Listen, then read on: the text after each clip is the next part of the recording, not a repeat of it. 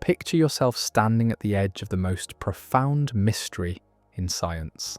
You flip a coin, and before it lands, it exists in both states simultaneously. Heads and tails at once, but the moment you look, reality snaps into focus, choosing one outcome, as if the universe itself had been waiting for your gaze. This isn't science fiction. This is quantum mechanics, and it suggests something extraordinary, that the act of observation might fundamentally alter the fabric of reality itself. Welcome to an exploration that will gently challenge everything you thought you knew about the world around you. I'm here to guide you through one of the most elegant and unsettling discoveries in modern physics, the quantum observer effect, where the boundary between observer and observed dissolves into something far more mysterious than our everyday experience suggests. Tonight, as you settle into this journey, we'll discover why some of the brightest minds in science have spent over a century grappling with a simple yet profound question. Does reality exist independently of those who observe it? Or do we, in some fundamental way, participate in the creation of the world we perceive? Before we drift deeper into this quantum landscape, take a moment to notice where you are right now, the chair beneath you, the air around you, the light illuminating your space. Everything feels solid, predictable, governed by the reliable laws of cause and effect. But beneath this familiar surface lies a realm where particles exist in multiple states simultaneously, where the act of measurement creates rather than reveals properties, and where the universe seems to respond to the very fact that someone is watching. This is the story of how 20th century physics stumbled upon something that reads like philosophy but measures like science. It's the tale of experiments so simple a child could understand them, yet so profound they've left Nobel Prize winners scratching their heads for generations. And it's an invitation to consider what these discoveries might mean for our understanding of consciousness, reality, and our place within the grand cosmic dance.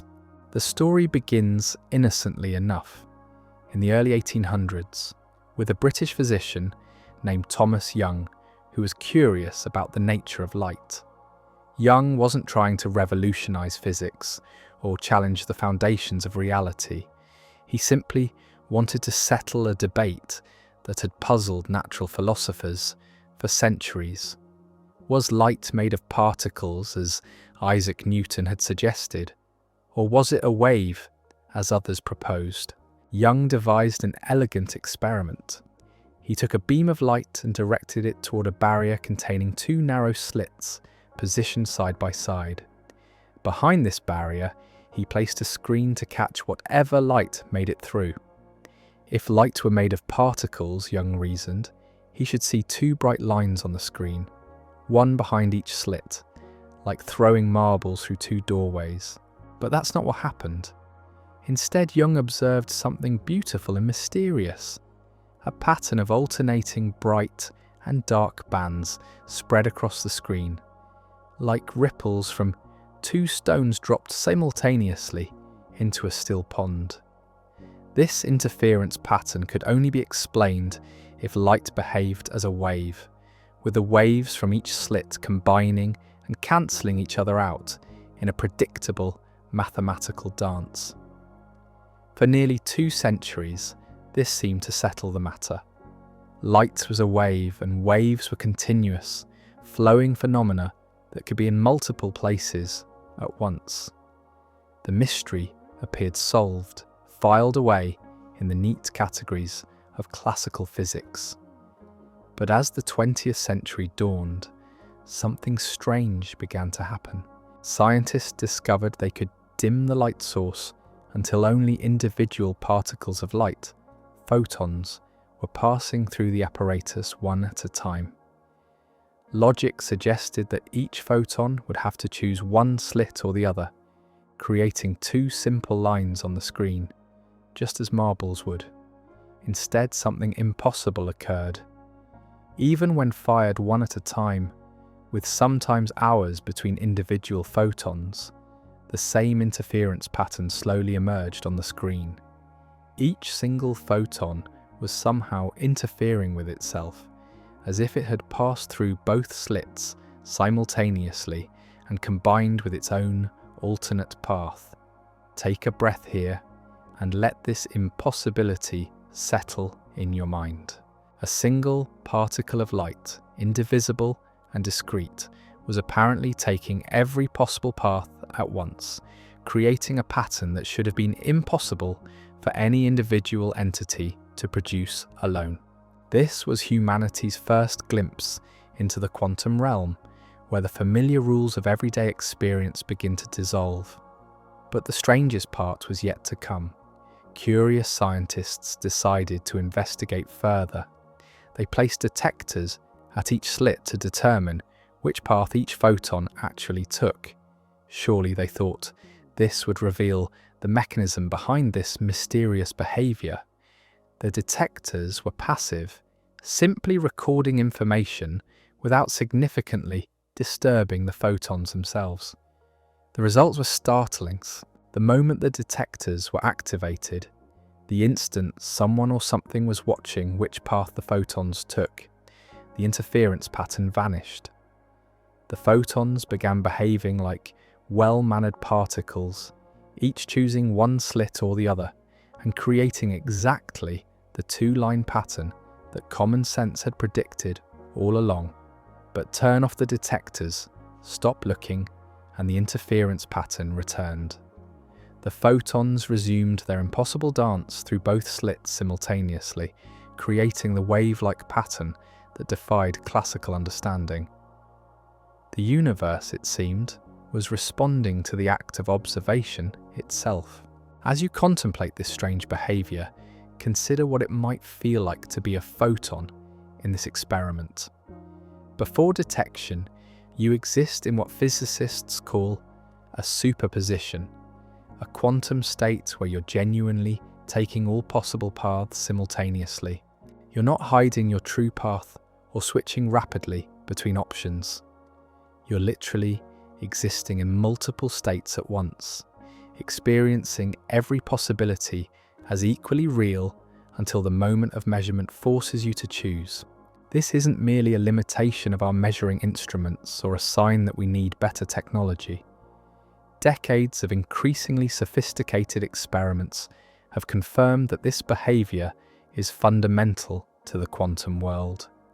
The act of observation, or more precisely the acquisition of information about a quantum system, appears to force reality to crystallize from a cloud of possibilities into a single, definite outcome.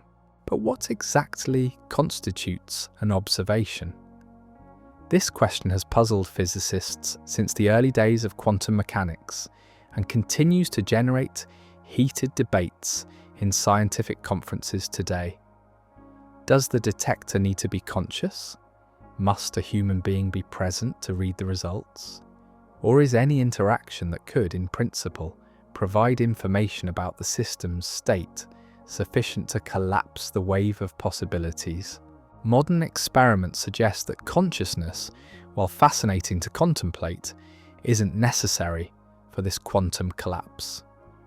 Even a simple electronic detector, with no awareness of its function, is sufficient to eliminate the interference pattern.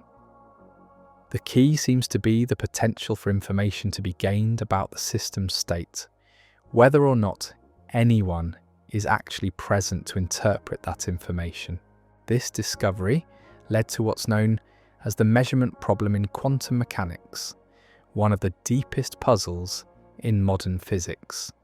The mathematics of quantum theory can predict with extraordinary precision the probability of finding a particle in any given state when measured. But the theory offers no explanation for why or when the transition from multiple possibilities to a single reality occurs. Imagine if this principle applied to your daily life. Picture walking toward your front door, but instead of taking a single path, you somehow took every possible route simultaneously, through the garden, around the house, over the fence, until the moment someone looked to see where you were. Only then would you snap into a single location, as if the universe had been keeping all options open until observation forced a choice. This is essentially what quantum particles do, and it challenges our most basic assumptions about the nature of reality itself. The implications of these discoveries troubled many of the founders of quantum mechanics.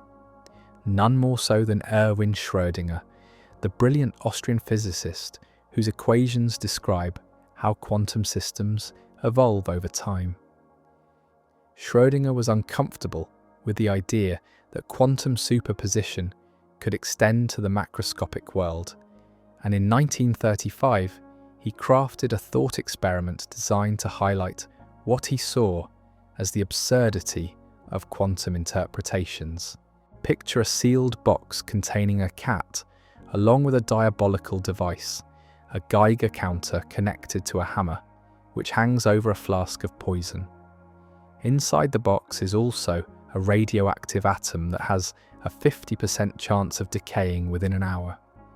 If the atom decays, the Geiger counter detects it, triggers the hammer, breaks the flask, and the cat dies. If the atom doesn't decay, the cat lives. According to quantum mechanics, before anyone opens the box to check, the radioactive atom exists in a superposition of decayed and not decayed states.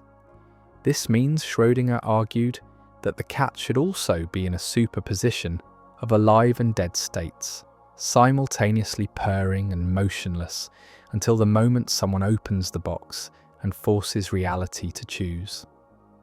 Schrödinger intended this as a critique, a way of showing that quantum mechanics led to ridiculous conclusions when applied to everyday objects. He never actually expected cats to exist in superposition states, but his thought experiment perfectly captured the central mystery of quantum measurement. Where and when does the quantum world of multiple possibilities transition into the classical world of definite outcomes? Einstein, too, was deeply troubled by these quantum mysteries. He famously declared that God does not play dice with the universe, expressing his belief that reality must be deterministic and well-defined, even if we lack complete information about it. Einstein suspected that quantum mechanics was incomplete, that there must be hidden variables, properties we simply haven't discovered yet, that determine outcomes in advance. Together with colleagues Boris Podolsky and Nathan Rosen, Einstein devised what became known as the EPR paradox, highlighting another strange quantum phenomenon, entanglement. They showed that quantum mechanics predicted the existence of particles whose properties remained correlated across vast distances, responding to measurements on one particle instantaneously, regardless of how far apart they were. Einstein called this spooky action at a distance, and used it to argue that quantum mechanics must be wrong or incomplete. How could measuring one particle instantly affect another, potentially light years away, without violating the speed of light? As you rest in this moment, breathing gently, consider the profound discomfort these brilliant minds felt when confronted with a universe that refused to behave according to intuition. Their discoveries had led them to a place where common sense seemed to break down entirely, where the act of looking appeared to create rather than merely reveal reality. But the universe, as we've discovered through decades of careful experimentation, doesn't always align with human expectations. And sometimes the most profound truths emerge precisely when our assumptions are challenged most deeply. For decades, the quantum mysteries remained largely philosophical puzzles. The mathematics worked beautifully, predicting experimental results with unprecedented accuracy, but the interpretations of what it all meant remained hotly debated. Then in 1964, an Irish physicist named John Stuart Bell changed everything. Bell developed a mathematical theorem that could distinguish between Einstein's vision of a deterministic universe with hidden variables and the genuinely probabilistic universe that quantum mechanics seem to describe. Bell's theorem showed that any local hidden variable theory, one where properties are predetermined and influences can't travel faster than light, would produce results that differed from quantum mechanical predictions in specific, measurable ways. The stage was set for one of the most important experiments in the history of physics. In the 1970s and 1980s, a series of increasingly sophisticated experiments began testing Bell's inequality. The most famous were conducted by French physicist Alain Aspect and his colleagues, who created pairs of entangled photons and measured their properties at different locations, sometimes changing the measurement settings while the photons were already in flight. The results were clear and consistent. Quantum mechanics was correct. The correlations between entangled particles were stronger than any local hidden variable theory could explain. Einstein's spooky action at a distance appeared to be real, though it couldn't be used to send information faster than light. These experiments didn't just confirm quantum predictions, they revealed something profound about the nature of reality itself. The universe appeared to be fundamentally non-local, with distant events connected in ways that classical physics couldn't explain. The act of measurement on one particle really did seem to instantly influence its entangled partner, regardless of the distance between them. But perhaps even more remarkable were experiments that began probing the delayed choice scenarios suggested by physicist John Archibald Wheeler. These experiments asked whether the decision of how to measure a quantum system could be made after the system had already passed through the apparatus, effectively reaching backward in time to influence how the particle had behaved earlier. The results were as mysterious as the theory predicted.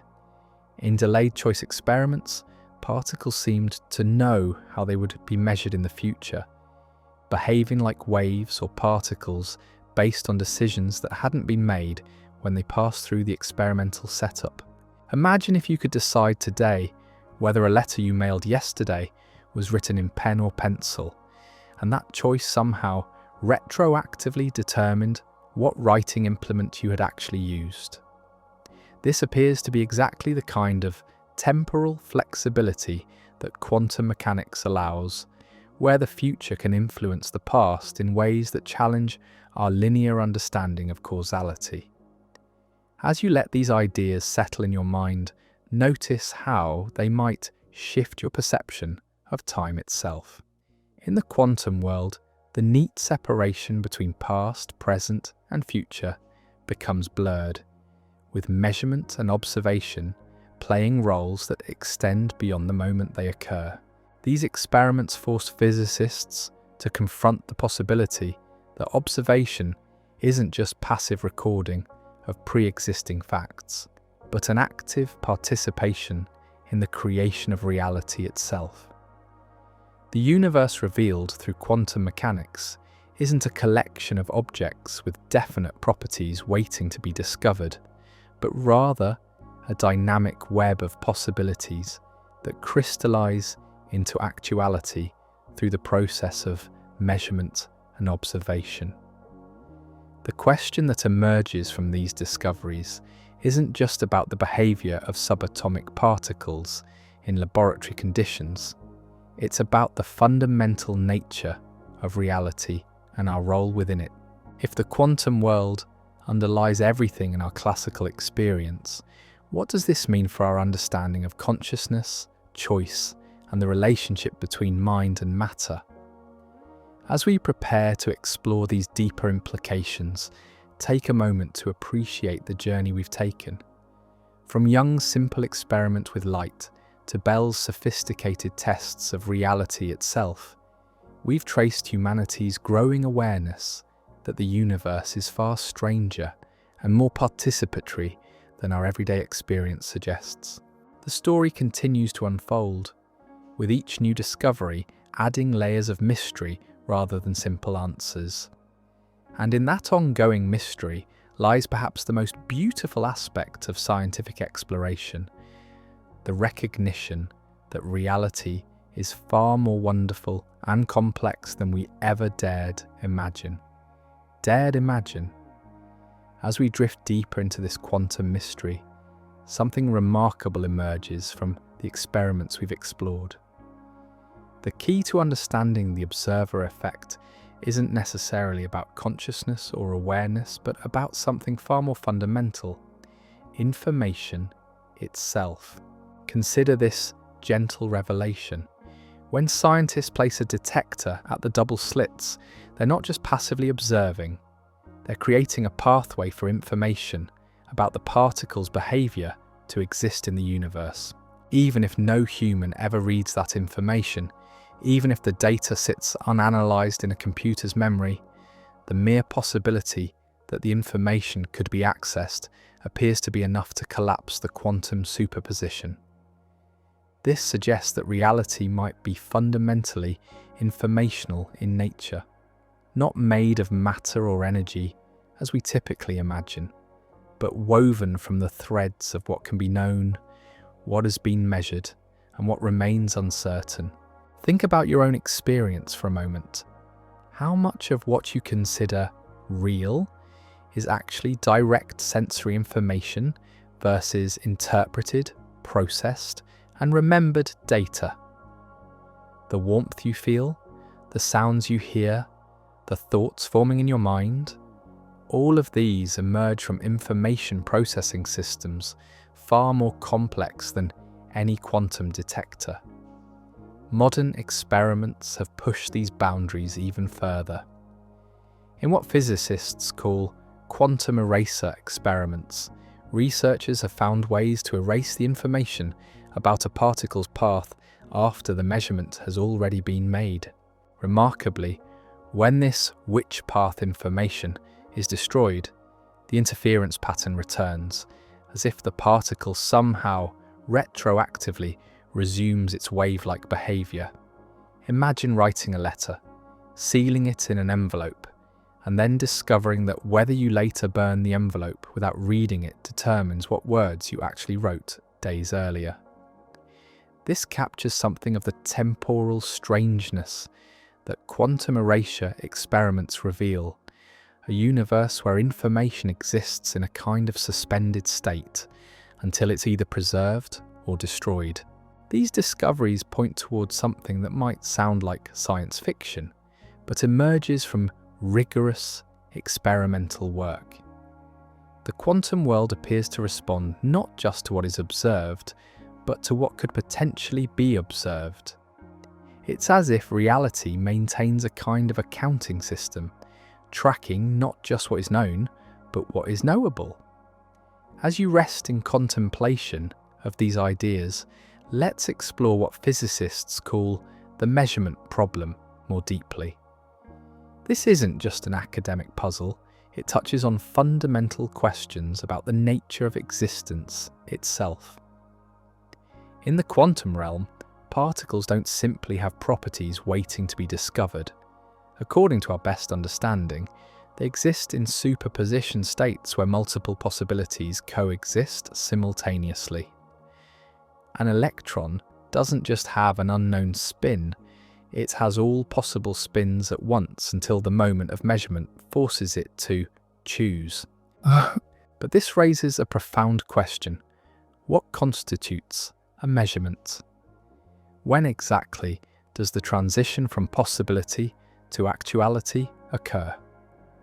Some interpretations suggest that measurement happens whenever a quantum system becomes entangled with its environment, when information about the system becomes, in principle, accessible to the wider universe. This process, called decoherence, provides a kind of natural boundary between the quantum and classical worlds. Picture a quantum system as a delicate soap bubble floating in still air. As long as it remains isolated, it can maintain its perfect spherical symmetry, existing in a superposition of all possible shapes. But the moment it touches anything, a breeze, a dust particle, even a stray photon, it begins to deform and pop, collapsing into a single definite state. This metaphor captures something essential about quantum decoherence. The quantum world isn't fragile because it's delicate or unstable. It's fragile because it's incredibly sensitive to information. Any interaction that could, in principle, tell us something about a quantum system state tends to destroy the very superposition that makes quantum behavior possible. Consider how this might apply to consciousness itself. Your thoughts, emotions, and perceptions are all information processing events occurring within a brain made of quantum particles. While there's no scientific consensus on whether consciousness directly influences quantum systems, some interpretations suggest that the act of becoming aware might represent a form of quantum measurement. Not because awareness has magical powers, but because consciousness involves the processing and integration of information. This remains highly speculative, and it's important to note that most physicists don't believe individual thoughts or emotions can directly cause quantum effects or manifest physical changes in the world around us. The quantum brain, if it exists, would operate according to the same physical laws as any other quantum system, subject to decoherence and environmental influences. But metaphorically speaking, there's something beautiful in considering consciousness as a kind of quantum measurement apparatus, a system that transforms the multiple possibilities of experience into the single stream of awareness you're experiencing right now. Perhaps no quantum phenomenon captures the imagination quite like entanglement, what Einstein called spooky action at a distance. When two particles become entangled, measuring one instantly affects the other, regardless of the distance between them. This isn't communication in any classical sense, it's something far stranger and more immediate. Imagine you have a pair of magical coins that remain forever connected. When you flip one and it lands on heads, the other instantly knows to land on tails, even if it's on the other side of the galaxy. This captures something of the mystery of quantum entanglement, though the actual phenomenon is far more subtle and strange. Entangled particles don't send signals to each other. Instead, they remain part of a single quantum system, sharing what physicists call a joint wave function. Before measurement, neither particle has definite properties. They exist in a superposition of all possible combinations of states. But the moment you measure one particle, the entire system collapses into a definite configuration, instantly determining the state of its distant partner. This phenomenon has been verified countless times in laboratory experiments, and it forms the foundation for emerging technologies like quantum computing and quantum cryptography. But its implications extend far beyond practical applications. Entanglement suggests that our classical intuition about separateness might be fundamentally mistaken. In the quantum world, things that have once interacted can remain connected in ways that transcend space and time. The universe appears to be more deeply interconnected than our everyday experience suggests. As you breathe gently, consider this possibility. Every particle in your body was once part of stars, scattered through cosmic events, mixed in interstellar clouds, and eventually gathered into the atoms that make up your cells. In principle, quantum entanglement means that some of these particles might still retain connections to their cosmic origins, linked by invisible threads to distant corners of the universe. This is a poetic interpretation, not a proven scientific fact. The warm, noisy environment of biological systems tends to destroy quantum entanglement very quickly through decoherence. But the metaphor invites us to consider our place in a universe where separation might be less fundamental than connection. Recent experiments have even demonstrated entanglement between macroscopic objects, tiny mechanical oscillators that vibrate in perfect quantum correlation. While we're still far from entangling cats or humans, these results suggest that quantum connection might operate at larger scales than previously thought possible. The experimental facts of quantum mechanics are clear and consistently verified, but what do these facts mean? How should we interpret a universe where particles exist in multiple states simultaneously, where observation appears to create rather than reveal properties, and where distant objects remain mysteriously connected? Over the past century, physicists and philosophers have developed numerous interpretations of quantum mechanics, each attempting to make sense of the experimental evidence while preserving some form of logical consistency. The Copenhagen interpretation, developed by Niels Bohr and Werner Heisenberg, suggests that quantum systems don't have definite properties independent of measurement.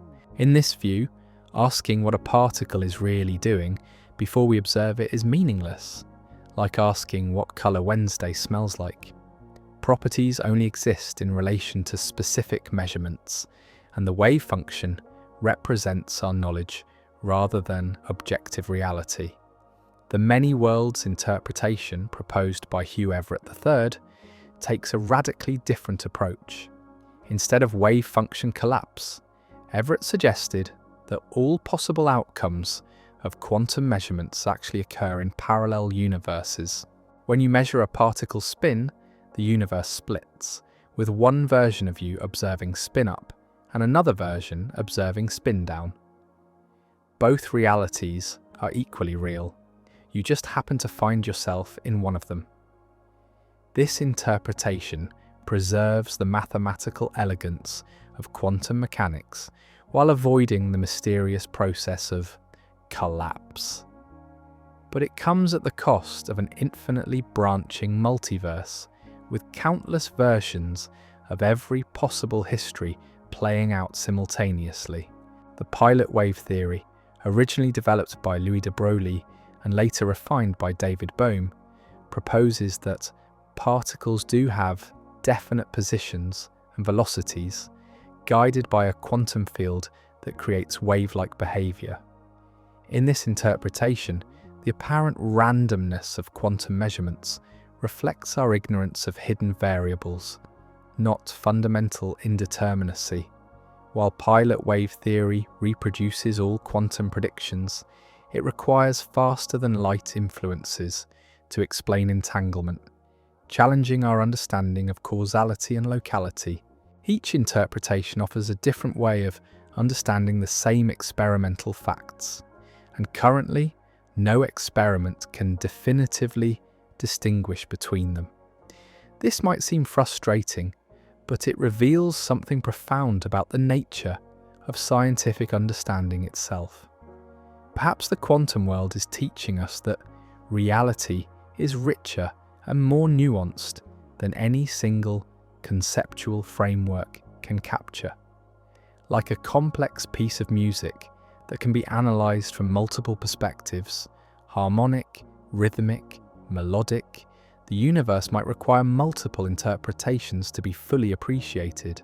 As you contemplate these different ways of understanding quantum reality, notice how they might mirror different approaches to understanding consciousness, meaning, and existence itself. Just as the quantum world resists simple explanations, the deepest questions about reality might require a kind of conceptual flexibility that embraces rather than eliminates mystery. As we move deeper into the implications of quantum mechanics, we encounter questions that blur the boundary between physics and philosophy. If observation plays such a fundamental role in quantum systems, What might this tell us about the nature of consciousness itself? This remains one of the most controversial areas in modern science, with no established consensus among researchers. Some interpretations suggest that consciousness might be intimately connected to quantum processes, while others maintain that any such connection is purely metaphorical. Consider the mystery of subjective experience. Right now, you're not just processing information about these words, you're experiencing them. There's something it feels like to understand these concepts, to contemplate these mysteries, to exist as a conscious being in a quantum universe. This subjective dimension of experience, what philosophers call qualia, remains as puzzling as any quantum phenomenon. Some researchers have proposed that consciousness itself might involve quantum processes in the brain. The idea is that microtubules within neurons might maintain quantum coherence long enough to influence neural processing, creating a kind of quantum computer within our heads. However, most neuroscientists remain skeptical of these quantum theories of consciousness. The brain appears to be far too warm and noisy to maintain the delicate quantum states that would be required for such effects. Decoherence would likely destroy any quantum coherence in neural systems within microseconds. But metaphorically speaking, there are intriguing parallels between quantum measurement and conscious observation. Both involve the transformation of multiple possibilities into single outcomes. Both seem to require some form of information processing, and both raise deep questions about the relationship between subjective experience and objective reality. When you observe the quantum world, you're not just a passive recorder of pre-existing facts. In some sense, you become part of the system you're observing, entangled with the quantum processes you're measuring. The boundary between observer and observed become blurred, suggesting a participatory universe where consciousness and reality co-create each other. This is a speculative idea, not a proven scientific fact, but it invites us to consider our role in the cosmos from a fresh perspective. Rather than existing as separate entities in an independent reality, we might be more like temporary patterns of awareness arising within a universe that is itself inherently conscious or information-based. As you rest in contemplation of these ideas, it's worth considering how quantum principles might manifest, however subtly, in your daily experience. While the quantum effects we've discussed typically occur at microscopic scales, some researchers suggest that quantum-inspired thinking might offer insights into broader patterns of existence. Consider the phenomenon of synchronicity, those meaningful coincidences that seem to occur just when you need them most.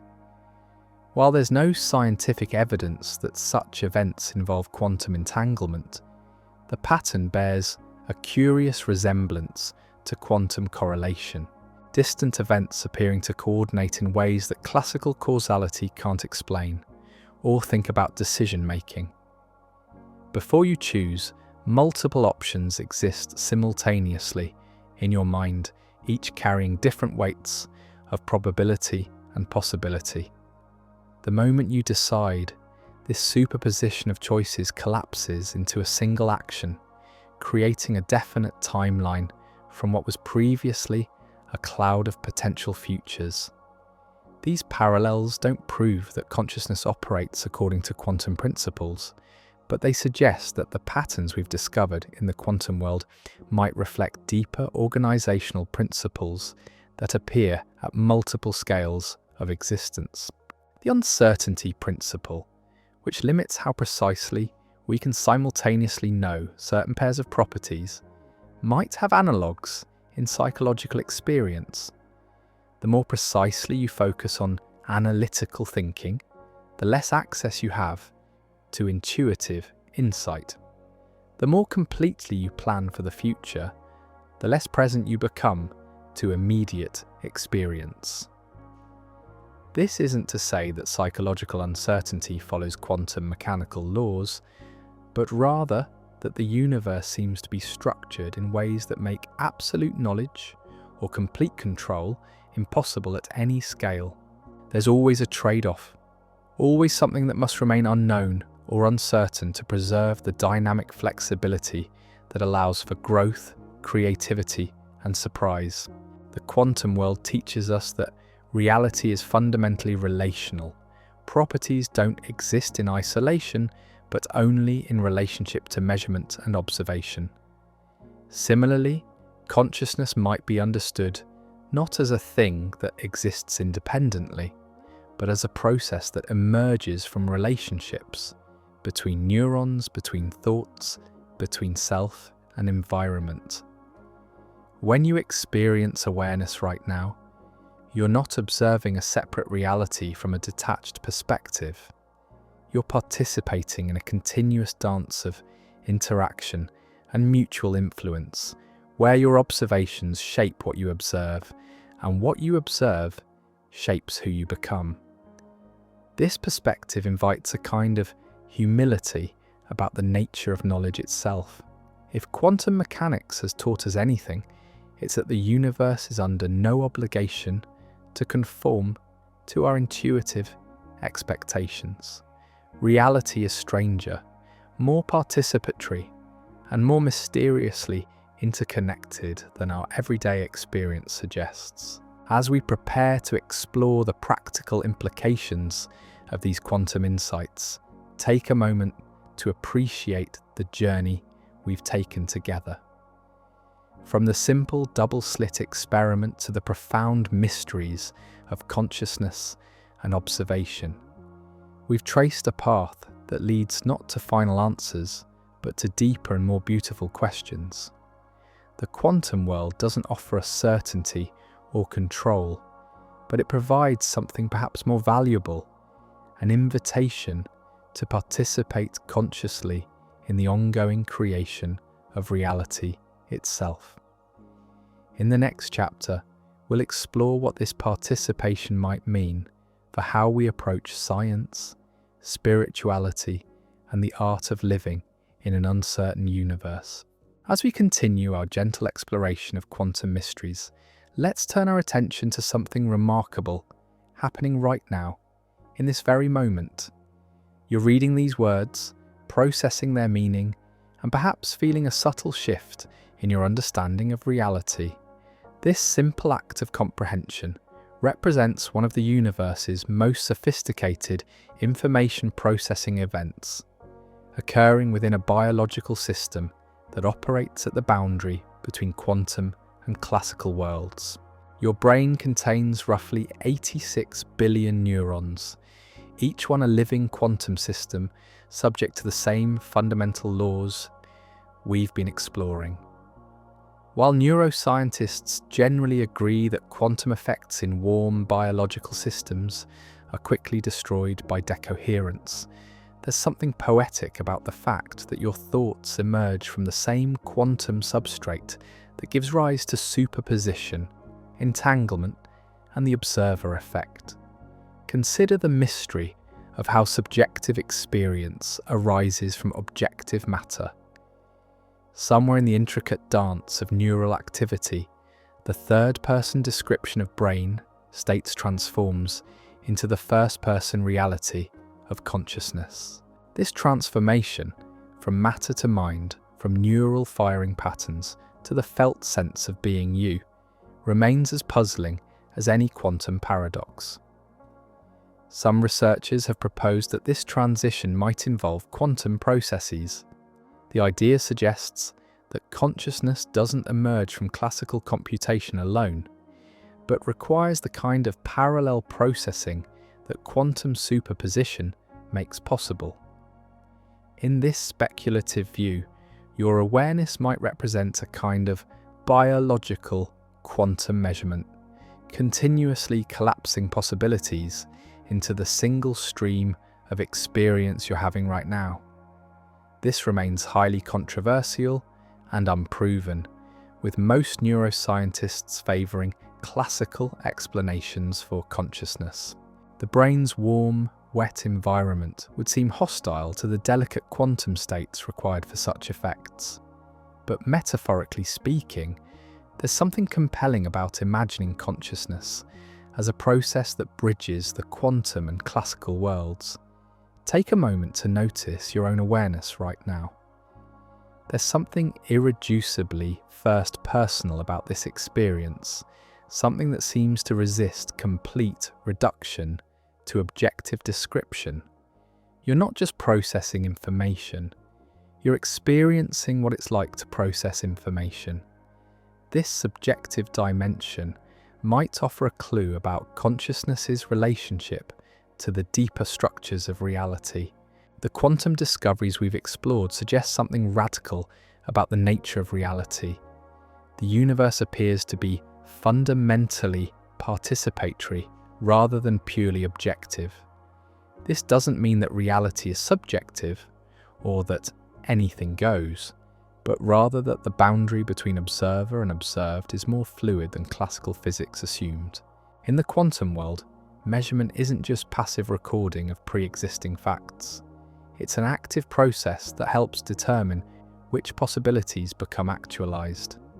The detector at the double slits doesn't simply reveal which path the photon took. It participates in creating the very reality it measures. This participatory aspect of quantum mechanics has led some physicists and philosophers to reconsider the relationship between consciousness and cosmos. While there's no scientific consensus that awareness directly influences quantum events, the parallel between quantum measurement and conscious observation is striking enough to warrant careful consideration. When you observe the world around you right now, you're not just a passive receiver of sensory data. Your attention, expectations, and conceptual frameworks actively shape what you perceive and how you interpret it. The reality you experience emerges from a continuous interaction between your consciousness and the information flowing through your senses. This doesn't mean you can think your way into changing the laws of physics, or that positive thinking will quantum leap you into a different reality. The participatory aspect of consciousness operates within the constraints of natural law, not in defiance of them. But it does suggest that awareness itself might be a more active and creative force than we typically imagine. Consider how your state of mind influences what you notice in any given moment. When you're feeling grateful, you tend to see opportunities and beauty that were invisible during states of anxiety or frustration. When you're curious, details emerge that escape the hurried glance. The same objective environment reveals different aspects of itself depending on the quality of attention you bring to it. This is a subjective rather than quantum effect, but it illustrates the general principle that observation and reality exist in dynamic relationship rather than simple separation.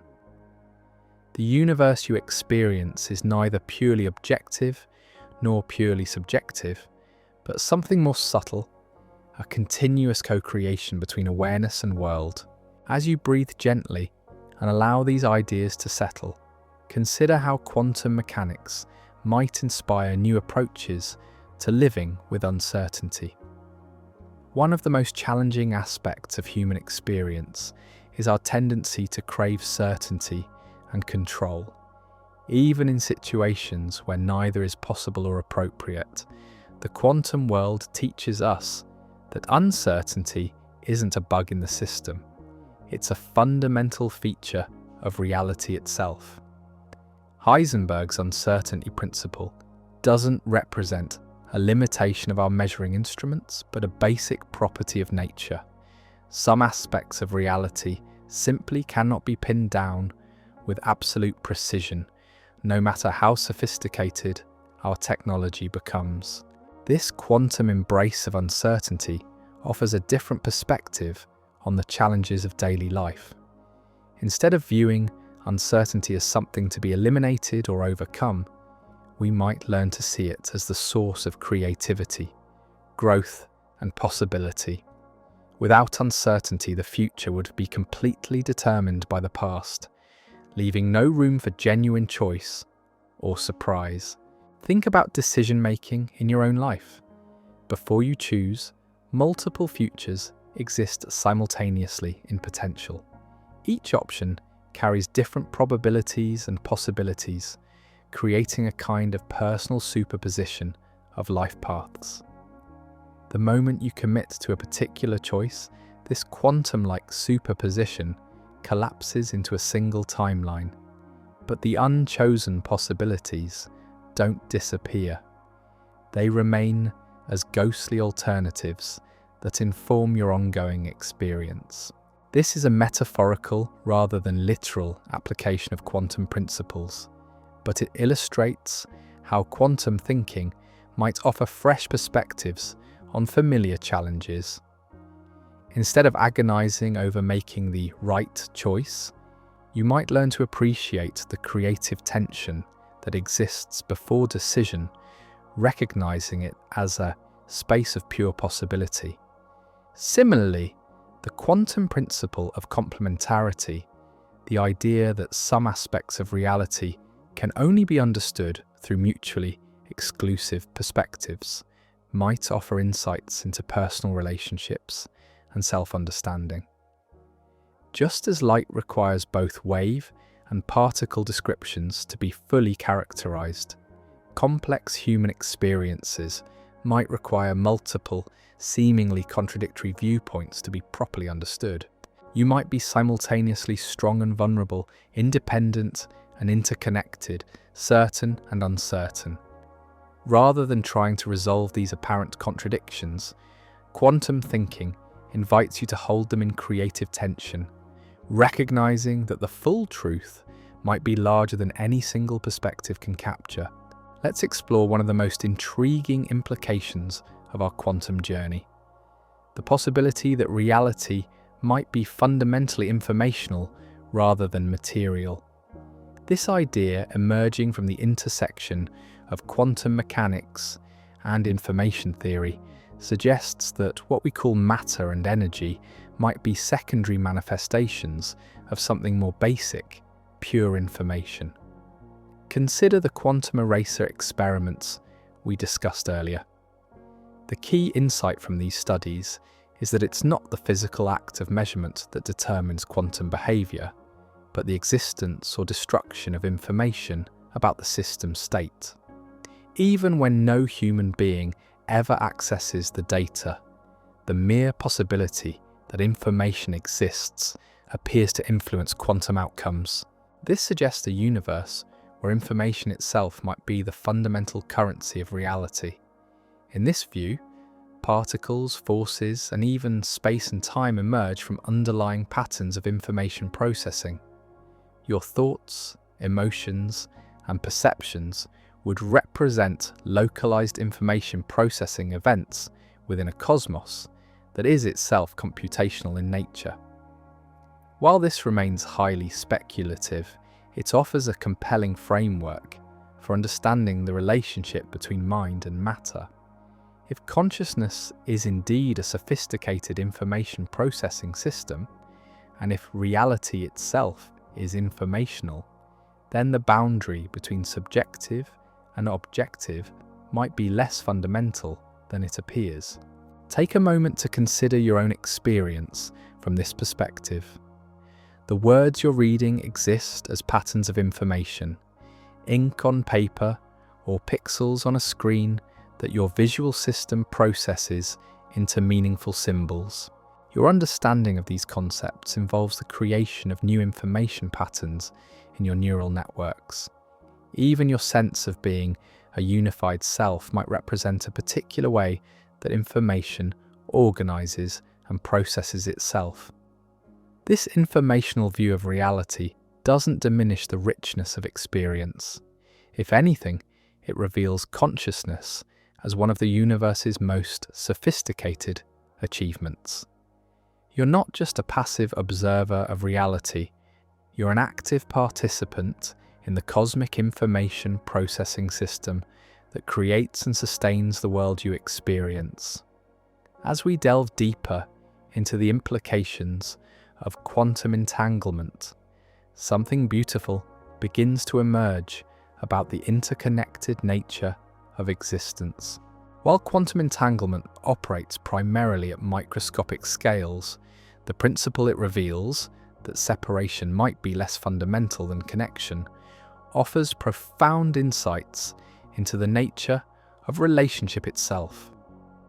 In the quantum world, particles that have once interacted remain correlated in ways that transcend space and time. Their individual properties become indefinite, existing only in relationship to each other until the moment of measurement. This suggests a universe where relationship might be more fundamental than the things that relate. Consider how this might apply to your own experience of connection. When you truly listen to another person, something more than information exchange occurs. There's a kind of attunement that emerges, where your awareness becomes sensitive to subtle aspects of their experience that go beyond words.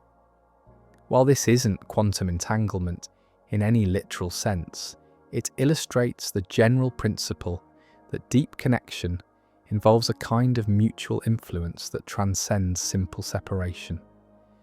This relational perspective might offer insights into some of the persistent challenges of modern life. The epidemic of loneliness and disconnection that characterizes much of contemporary culture might partly reflect our forgetting of the fundamental interconnectedness that quantum mechanics reveals at the deepest levels of reality. When you recognize that the atoms in your body were forged in ancient stars, that the air you breathe has been cycled through countless other living beings, and that the light reaching your eyes connects you instantaneously to distant galaxies, a different sense of identity begins to emerge. You're not a separate entity in an independent universe, but a temporary pattern within a vast web of relationship and exchange. This doesn't mean that boundaries don't matter or that individual identity is illusory.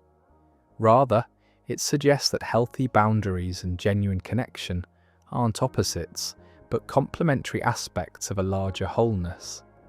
Just as quantum particles can maintain both individual properties and entangled correlations, you can be simultaneously autonomous and interconnected.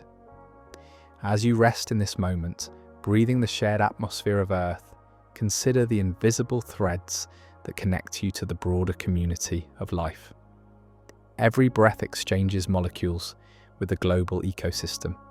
Every thought adds to the collective human exploration of meaning and possibility.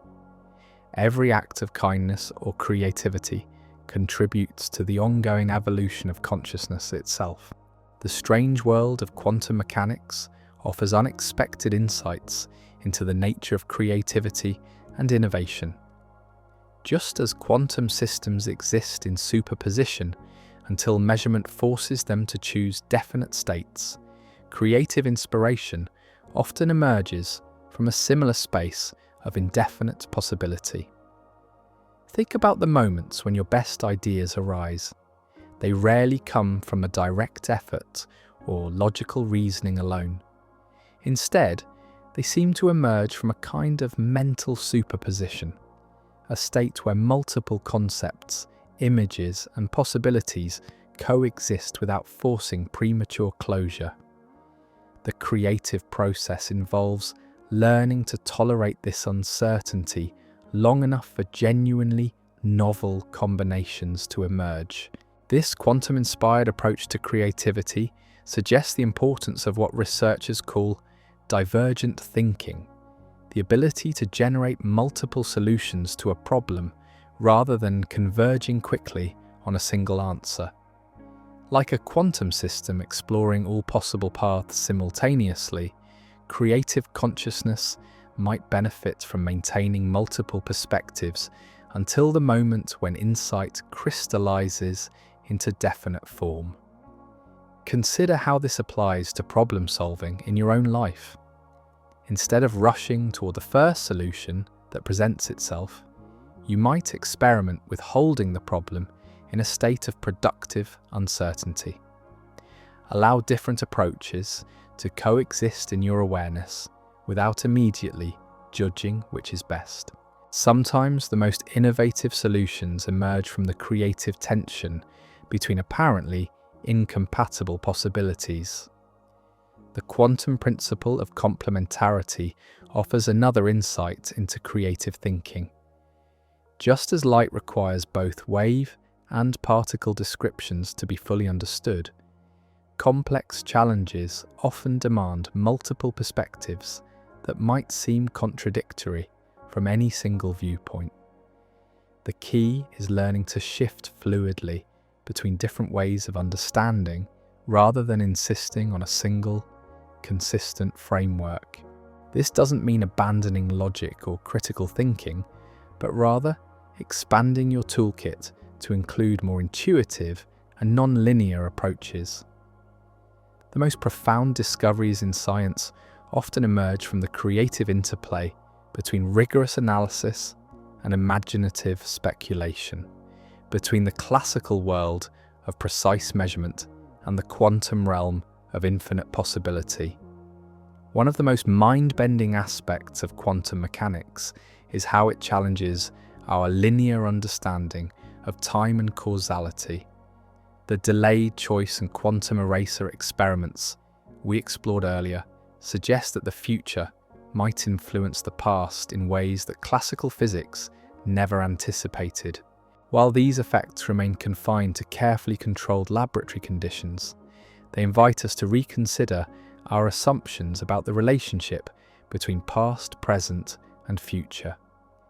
Perhaps time isn't the rigid, one-way flow that everyday experience suggests, but something more fluid and participatory. Consider how memory and anticipation shape your present experience.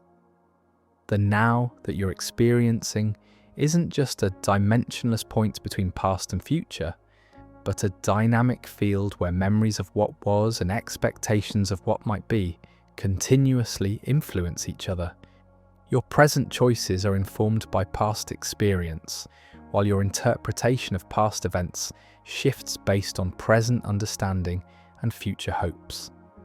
This temporal fluidity might reflect something deeper than psychological dynamics. Some interpretations of quantum mechanics suggest that the universe itself exists in a kind of temporal superposition, where multiple timelines coexist until observation or measurement selects which version becomes actual. While this remains highly speculative, it offers a fascinating perspective on the nature of choice and possibility. When you make a significant decision, you're not just selecting from pre-existing options, you're participating in the ongoing creation of reality itself, collapsing a superposition of possible futures into the single timeline that becomes your lived experience. The unchosen possibilities don't disappear entirely, they remain as ghostly alternatives that continue to inform your sense of what might have been. This quantum view of choice doesn't diminish personal responsibility or suggest that anything is possible in some magical sense. Your decisions still operate within the constraints of natural law and causal relationship, but it does suggest that choice might be a more creative and participatory process than simple selection from predetermined alternatives. As you contemplate the choices available to you right now, notice how they exist in a state of quantum-like superposition. Each option carries different probabilities and possibilities, creating a field of potential that won't collapse into definite form until you commit to a particular path. In this moment, before decision, you're experiencing something akin to the quantum realm, a space where multiple realities coexist in dynamic tension. As our exploration deepens, we encounter one of the most profound questions raised by quantum mechanics. What constitutes a meaningful measurement? In the quantum world, not every interaction qualifies as a measurement in the technical sense. The interaction must be capable of providing information about the system's state, and that information must be preserved in some form. This insight might offer a fresh perspective on how meaning emerges in human experience. Perhaps meaningful events in your life are those that provide lasting information, encounters that change your understanding of yourself or the world in ways that persist over time. Think about the moments that have most profoundly shaped who you are. They likely weren't just experiences you had, but experiences that measured you in some fundamental way, revealing aspects of your character, values, or potential that you didn't previously know existed. Like quantum measurements, these meaningful encounters collapsed a superposition of possibilities into a more definite sense of identity. This doesn't mean that your identity is fixed by past measurements. Just as quantum systems can be prepared in new superposition states for subsequent measurements, your sense of self remains open to continued evolution and discovery. Each new experience offers the possibility of revealing previously hidden aspects of your potential. The quantum concept of measurement also raises questions about the role of attention in creating meaning. In your daily life, countless events occur that could potentially be meaningful, but most pass unnoticed or quickly forgotten. The events that become truly significant are often those to which you bring conscious attention, where your awareness serves as a kind of measuring device that preserves the information content of the experience. This suggests that meaning might be more participatory than we typically assume. Rather than existing as an objective property waiting to be discovered, meaning might emerge from the quality of attention you bring to experience. The same event might be profoundly meaningful or utterly trivial, depending on the depth and clarity of awareness with which you encounter it. Our quantum journey raises subtle but important ethical questions about the responsibility that comes with observation and awareness. If consciousness plays even a small role in shaping reality, whether through quantum effects or through the more conventional influence of attention and intention, then how we observe and what we choose to focus on becomes a matter of moral significance. This doesn't mean that your thoughts directly control quantum events or that positive thinking can override natural law. The effects we're considering operate within physical constraints, not in defiance of them. But it does suggest that awareness itself might be a more creative and influential force than typically recognized. Consider how your attention shapes the social and cultural environment around you. When you truly listen to another person, you're not just passively receiving information, you're creating a space where aspects of their experience that might otherwise remain hidden can emerge into expression. Your quality of attention becomes part of the conditions that allow their authentic self to manifest. Similarly, when you focus on what's beautiful, meaningful, or possible in any situation, you're not just noticing pre-existing qualities, you're participating in bringing those qualities into greater prominence. This doesn't mean ignoring genuine problems or challenges, but rather approaching them with the kind of awareness that reveals creative possibilities rather than reinforcing limitation. The quantum principle of superposition suggests that multiple realities exist simultaneously until observation selects which becomes actual. While this operates differently in social and psychological contexts than in quantum physics, there's a parallel principle at work. In any complex situation, multiple interpretations and responses are usually possible, and the one that becomes dominant is often influenced by where collective attention focuses. This perspective invites a kind of conscious participation in reality that goes beyond simple optimism or positive thinking. It's about bringing awareness to the fact that your observations and responses help shape the world you inhabit, both for yourself and for others who share your environment. As you move through your daily life, you might experiment with noticing how different qualities of attention reveal different aspects of your experience. When you approach challenges with curiosity rather than anxiety, do different possibilities become visible? When you listen to others with genuine openness rather than defensive judgment, do new aspects of relationship emerge? One of the most delicate phenomena in quantum mechanics is coherence, the ability of quantum systems to maintain superposition states over time. Coherence requires isolation from environmental disturbance, protection from the kind of random interactions that cause decoherence and force systems into classical behavior. This quantum principle offers a beautiful metaphor for understanding the conditions that support clarity and presence in human consciousness. Just as quantum coherence requires a protected environment, the deeper states of awareness, what contemplative traditions call presence, mindfulness, or pure consciousness, seem to emerge when the mind is shielded from excessive disturbance and distraction. Consider what happens when your attention becomes scattered among multiple concerns, constantly pulled between past regrets and future anxieties.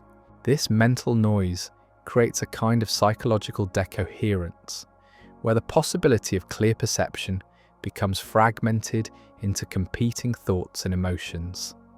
In contrast, moments of genuine presence often feel like entering a coherent state, where all your faculties align in a single, unified awareness. Time seems to slow down, perception becomes more vivid, and you experience a sense of direct contact with reality that transcends conceptual description. While this isn't quantum coherence in any literal sense, the parallel suggests that consciousness might operate according to similar principles of coherence and decoherence. The practices that support clear awareness, meditation, contemplation, time in nature, creative absorption, might work by reducing the kind of mental noise that fragments attention and prevents deeper states of consciousness from emerging. This doesn't require believing that the mind is a quantum system, but simply recognizing that complex systems of all kinds require certain conditions to achieve their highest states of organization and function. Just as quantum coherence allows particles to exist in multiple states simultaneously, psychological coherence might allow you to hold multiple perspectives in creative tension without forcing premature resolution. The quantum world teaches us that the most interesting phenomena emerge at the boundary between order and chaos, certainty and uncertainty, individual identity and collective behavior. Similarly, the most profound states of human awareness often arise at the intersection between focused attention and open receptivity, between knowing and not knowing, between self and world. As you experiment with bringing more coherent attention to your daily experience, notice how this affects not just your subjective state, but your capacity to perceive and respond to the subtle qualities of your environment. Coherent awareness often reveals aspects of reality that remain invisible to scattered or anxious attention. As we near the completion of our quantum journey together, it's worth reflecting on how these ideas might quietly revolutionize not just our understanding of physics, but our approach to living in an uncertain world. The quantum perspective doesn't offer simple answers or easy solutions, but it does provide a more nuanced and participatory framework for engaging with mystery. One of the most radical implications of quantum mechanics is that reality appears to be fundamentally creative rather than merely mechanical. The universe isn't just a vast clockwork mechanism following predetermined laws, but something more like an improvising orchestra where each measurement, each observation, each moment of awareness contributes to an ongoing composition that has never been performed before. This view doesn't diminish the importance of scientific rigor or careful reasoning. If anything, it demands even greater precision and humility, since we're now recognizing ourselves as participants in the very reality we're attempting to understand. But it does suggest that the universe is more alive, more responsive, and more mysterious than classical physics ever imagined. The implications extend far beyond the laboratory. If reality is indeed participatory, then how you show up in each moment, the quality of attention you bring, the intentions you hold, the care with which you observe and respond, becomes a form of creative collaboration with the ongoing emergence of the world. This doesn't mean you can think your way into changing the laws of physics, or that consciousness overrides material causation. The quantum world operates according to precise mathematical laws, even if those laws allow for probability and uncertainty. But it does suggest that awareness itself might be woven into the fabric of reality in ways that classical materialism never anticipated. Perhaps the most practical gift of quantum thinking is permission to embrace uncertainty without falling into paralysis or nihilism. The quantum world shows us that uncertainty isn't the opposite of knowledge. It's often the source of creativity, growth, and genuine surprise. Learning to rest comfortably in not knowing becomes a form of wisdom rather than ignorance. This quantum embrace of uncertainty might be especially relevant in our current historical moment, where rapid change and complex challenges make simple answers increasingly inadequate. Instead of demanding certainty where none is possible, we might learn to dance skillfully with probability and possibility, making decisions based on the best available information while remaining open to outcomes we couldn't anticipate. As we look toward the future, the relationship between quantum mechanics and consciousness remains one of the most intriguing frontiers in science. While current evidence doesn't support the idea that individual thoughts directly influence quantum events, researchers continue to explore more subtle connections between awareness and the quantum substrate of reality. Some of the most promising work focuses on quantum effects in biological systems. Recent discoveries of quantum coherence in photosynthesis, bird navigation, and possibly even enzyme function suggest that life has learned to harness quantum phenomena for practical purposes. While the brain's warm, noisy environment makes quantum effects unlikely in neural processing, the possibility can't be entirely ruled out. More broadly, the conceptual frameworks emerging from quantum mechanics, complementarity, uncertainty, non-locality, and participatory observation are beginning to influence fields far beyond physics. Psychology, ecology, economics, and even political theory are discovering insights from quantum thinking that help address problems where classical approaches have reached their limits. This cross-pollination doesn't require believing that everything is literally quantum mechanical, but rather recognizing that the patterns quantum physics reveals might reflect deeper organizational principles that appear at multiple scales of reality. The quantum world might serve as a kind of conceptual laboratory for exploring the creative tension between order and chaos, individual and collective, known and unknown. As you consider your own role in this ongoing exploration, Remember that you don't need advanced degrees or laboratory equipment to participate meaningfully in understanding consciousness and reality. Your own careful attention to the quality and texture of awareness, your willingness to question assumptions and explore new possibilities, your commitment to both rigorous thinking and open-hearted wonder. All of these contribute to the collective human exploration of what it means to be conscious in a quantum universe. The questions we've explored together don't have final answers, and perhaps that's exactly as it should be. The mystery of consciousness, the nature of reality, the relationship between observer and observed, these perennial puzzles continue to evolve as our understanding deepens and our tools become more sophisticated. What remains constant is the sense of wonder that draws us into these investigations in the first place.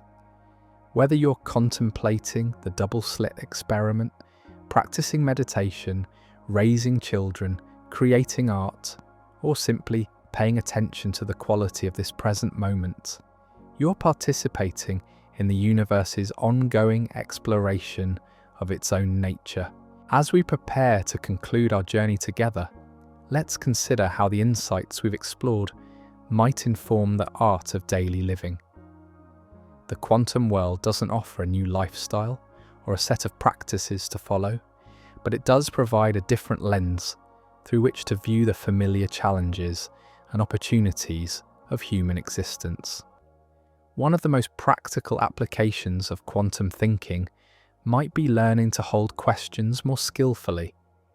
Instead of rushing toward answers or becoming paralyzed by uncertainty, you might experiment with maintaining curiosity about aspects of your life that remain genuinely mysterious. What is the nature of your own consciousness? How do creativity and insight arise? What determines which possibilities in your life become actualized and which remain potential? These questions don't have simple answers, but living with them actively can become a form of inquiry that deepens your engagement with existence itself. The quantum principle of superposition suggests another approach to personal growth and decision-making. Instead of trying to resolve all internal contradictions or force yourself into a single, consistent identity, you might learn to appreciate the creative tension between different aspects of your personality, different values, different dreams. You can be simultaneously confident and humble, independent and interconnected, certain about some things and genuinely uncertain about others. The goal isn't to eliminate complexity or contradiction, but to hold these apparent opposites in a kind of dynamic balance that allows for continued growth and discovery. The entanglement principle offers insights into relationships and community. While you maintain your individual identity and autonomy, you're also continuously influenced by and influencing the people and environments around you. You can be simultaneously confident and humble, independent and interconnected, certain about some things and genuinely uncertain about others. The goal isn't to eliminate complexity or contradiction, but to hold these apparent opposites in a kind of dynamic balance that allows for continued growth and discovery. The entanglement principle offers insights into relationships and community. While you maintain your individual identity and autonomy, you're also continuously influenced by and influencing the people and environments around you in ways that extend beyond simple cause and effect. The quality of presence you bring to any interaction creates ripple effects that spread through social networks in patterns that often mirror the non-local correlations we see in quantum systems. This doesn't mean that human relationships operate according to quantum mechanical laws, but rather that the interconnected nature of experience might reflect deeper organizational principles that appear at multiple scales of existence. When you truly listen to another person, when you offer genuine compassion during difficult times, when you share moments of authentic joy, these interactions create lasting changes that extend far beyond the immediate encounter. As you breathe gently and consider these possibilities, notice how they might shift your sense of responsibility and agency in the world. If reality is indeed more participatory than classical physics suggested, then your awareness, your choices, and your responses become forms of creative collaboration with the ongoing emergence of the future. Let's explore one of the most intriguing aspects of the quantum measurement problem and how it might inform our understanding of perception and memory. In the quantum world, the act of measurement not only reveals information, but appears to participate in determining which possibility becomes actual. This raises fascinating questions about the nature of observation at the scale of human consciousness. Consider the strange phenomenon of how memories form and change. When you recall a significant event from your past, you're not simply retrieving a static recording like playing back a video. Neuroscience shows us that each act of remembering actually reconstructs the memory, potentially altering it in subtle ways. The very act of remembering changes the memory being remembered, creating a kind of measurement effect in the landscape of personal history. This isn't quantum mechanics in any literal sense, but it illustrates a similar principle: observation as participation rather than passive recording. When you pay attention to any aspect of your experience, a sensation, an emotion, a thought, you're not just noting what's already there. Your attention itself becomes part of the system you're observing, potentially influencing how that experience unfolds. Take a moment to notice this process in action. As you become aware of your breathing right now, does the rhythm change slightly? When you focus on the sensations in your body, do they seem to shift or intensify under the gentle spotlight of attention? This isn't imagination or placebo effect. It's a natural consequence of the fact that consciousness is not separate from the phenomena it observes. The quantum world teaches us that measurement involves interaction, and interaction inevitably influences what's being measured. While the brain operates according to classical rather than quantum physics, the general principle holds. Awareness is always participatory, always involved in the reality it perceives. This participatory nature of consciousness might explain some of the most persistent puzzles in neuroscience and philosophy of mind. How does subjective experience arise from objective neural processes? How do we account for the sense of unified awareness that emerges from billions of discrete neural events? Perhaps consciousness isn't something that happens inside the brain, so much as something that emerges from the brain's dynamic interaction with its environment. One of the most profound discoveries of modern physics is that what we call empty space isn't actually empty at all. The quantum vacuum seethes with virtual particles that appear and disappear in time frames too brief for direct observation. Yet their effects can be measured through subtle influences on the behaviour of matter and energy. This discovery of the active vacuum offers a compelling metaphor for understanding the nature of consciousness itself. Just as physicists once imagined space as a passive container for matter and energy, we often think of awareness as a passive container for thoughts, sensations, and experiences. But what if consciousness, like the quantum vacuum, is actually an active field with its own inherent properties and dynamics? Consider the background awareness that remains constant throughout all your changing experiences. Whether you're thinking, feeling, perceiving, or dreaming, there's something that remains aware of these various states. This background consciousness, doesn't seem to be produced by any particular mental content. It's more like the space within which all mental content appears and disappears. Some contemplative traditions describe this background awareness as having qualities that parallel what physicists have discovered about quantum fields. It's present everywhere in experience, it can't be divided or fragmented, and it seems to contain infinite potential for the manifestation of specific thoughts, emotions, and perceptions. This parallel remains metaphorical rather than literal. There's no scientific evidence that consciousness operates as a quantum field. But the comparison invites us to consider awareness as something more fundamental than we typically imagine, perhaps more like a basic property of reality rather than an emergent byproduct of complex neural computation. As you rest in this moment, see if you can sense this background quality of awareness itself, distinct from whatever particular experiences might be arising within it.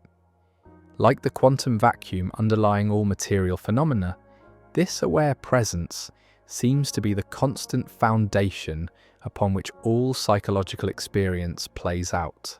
While the quantum observer effect operates at microscopic scales, far removed from everyday experience, the principle it reveals, that observation influences reality, manifests in countless ways throughout human life. Understanding this can transform how we approach challenges, relationships, and personal growth. Think about how your expectations influence what you notice in any situation. When you enter a room expecting to have a difficult conversation, your attention naturally gravitates towards signs of tension, defensiveness, or conflict. This selective attention doesn't create these dynamics out of nothing, but it does make them more prominent in your experience and can influence how the interaction unfolds. Conversely, when you approach the same situation with genuine curiosity and openness, different aspects of the environment become visible. You might notice subtle signs of willingness to connect, moments of humor, or opportunities for mutual understanding that were invisible when filtered through expectation of conflict. This isn't positive thinking or wishful thinking. It's recognition that attention is always selective, always choosing which aspects of a complex reality to emphasize. The quantum principle of measurement suggests that this selectivity isn't just about perception, but about participation in determining which possibilities become prominent in experience. Consider how this applies to personal challenges and growth. When you're working with a difficult emotion, like anxiety or anger, the quality of attention you bring to that experience significantly influences how it unfolds. Approaching the emotion with resistance and judgment tends to intensify and prolong it, while bringing curious, accepting awareness often allows it to transform naturally. This doesn't mean that emotions are under direct conscious control, or that you can simply think your way out of difficult feelings, but it does suggest that the relationship between awareness and experience is more dynamic and interactive than we typically recognize. The observer effect in daily life operates through the subtle ways that attention, intention, and expectation influence the complex systems we're always embedded within: our relationships, our communities, our internal emotional landscapes. Learning to work skillfully with these dynamics becomes a form of practical wisdom that emerges from understanding the participatory nature of consciousness. One of the most counterintuitive aspects of quantum mechanics is superposition, the ability of quantum systems to exist in multiple states simultaneously until the moment of measurement forces them to choose. While this phenomenon doesn't extend to the macroscopic world in any literal sense, the principle offers profound insights into creativity, decision-making, and the nature of potential itself. Consider moments in your life when you faced important decisions with multiple attractive options. Before committing to any particular path, there's often a period when all possibilities remain simultaneously alive in your imagination. You might spend time exploring what each choice would feel like, what opportunities it might create, what challenges it might involve. During this phase of contemplation, the different options don't exist as abstract concepts, but as lived possibilities that you can actually imagine yourself inhabiting. This isn't quite quantum superposition, but it illustrates a similar principle: the coexistence of multiple potential realities before the collapse into a single chosen path. The quantum world teaches us that this state of superposition isn't a problem to be solved quickly, but a creative resource to be appreciated. Just as quantum systems can maintain superposition states under the right conditions, you might learn to extend the phase of open possibility before making important decisions, allowing creative solutions to emerge that wouldn't be visible from any single perspective. This approach requires developing comfort with uncertainty and ambiguity, qualities that our culture often discourages in favour of quick decision-making and apparent clarity. But the quantum principle of superposition suggests that some of the most interesting and creative possibilities emerge precisely from the tension between different options, from the refusal to collapse prematurely into simplistic either-or thinking. Take a moment to consider some area of your life where you're currently facing uncertainty or multiple options. Instead of rushing toward resolution, what would it feel like to inhabit the superposition states more fully? What might emerge if you allowed the different possibilities to coexist and inform each other rather than competing for dominance?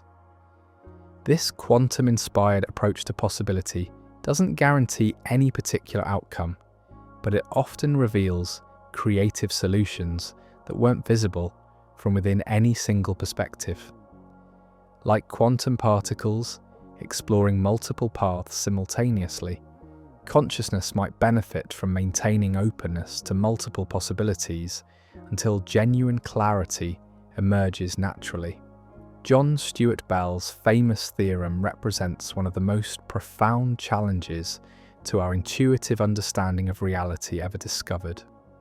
Bell showed mathematically that the world cannot be both local, where influences travel at or below the speed of light, and realistic in the classical sense, where objects have definite properties independent of observation. The experimental verification of Bell's theorem forces us to abandon one of these cherished assumptions. Either the world is non-local, with instant correlations across arbitrary distances, or it lacks the kind of objective reality that exists independent of measurement. Both options challenge fundamental assumptions about the nature of existence itself. This discovery has implications that extend far beyond quantum physics. It suggests that our ordinary concepts of separateness, independence, and objective reality might be useful approximations rather than fundamental truths. The universe revealed by quantum mechanics is more deeply interconnected and more participatory than classical physics ever imagined. Consider how this might inform your understanding of relationships and community. Bell's theorem suggests that once systems have interacted, they remain connected in ways that transcend spatial separation. While this doesn't create literal psychic connections between people, it does point toward the possibility that relationship itself might be more fundamental than the individuals who relate. When you've shared meaningful experiences with another person, deep conversations, moments of crisis or celebration, periods of creative collaboration, something changes that isn't easily reduced to individual memories or learned behaviours. There's a quality of connection that seems to persist even when you're apart, influencing how you respond to each other in subtle ways. This relational perspective, inspired by quantum non-locality, doesn't diminish individual autonomy or responsibility.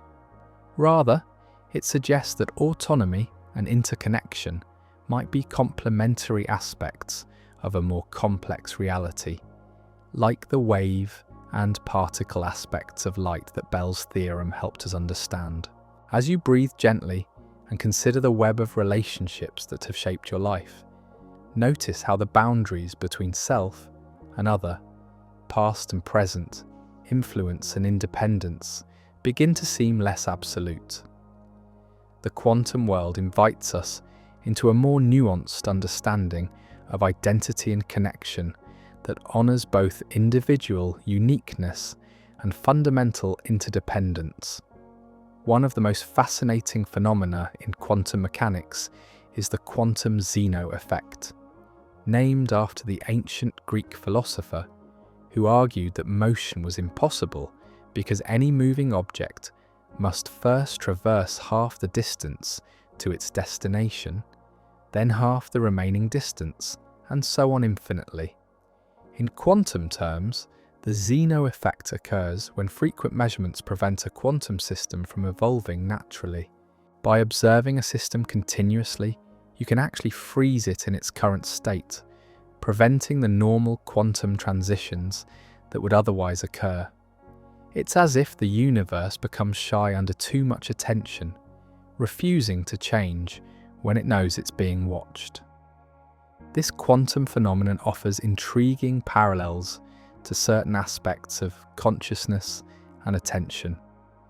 In meditation and contemplative practice, sustained attention to present moment awareness can create a similar kind of stabilization, where the ordinary flow of mental chatter and emotional reactivity begins to settle into stillness. When you maintain gentle, continuous awareness of breathing, for example, the usual stream of thoughts doesn't simply disappear, but it often becomes less compelling, less able to pull attention into habitual patterns of worry, planning, or analysis. The sustained observation creates a kind of psychological Zeno effect, stabilizing awareness in the present moment. This doesn't mean that meditation involves forcing anything to stop, or that thoughts are problems to be eliminated. Rather, it suggests that the quality of attention itself can influence the dynamics of consciousness in ways that parallel quantum measurement effects. Sustained, gentle observation creates conditions where deeper states of clarity and peace can naturally emerge. The quantum Zeno effect also offers insights into how habits and patterns maintain themselves in daily life.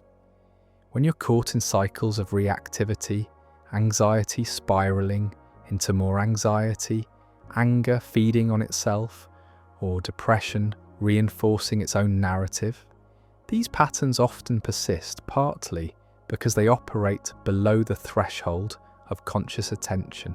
Bringing sustained curious awareness to these automatic patterns can create a kind of psychological Zeno effect, interrupting their unconscious momentum and creating space for new responses to emerge. This isn't about forcing change or fighting against difficult emotions, but rather about providing the kind of conscious attention that allows natural transformation to occur.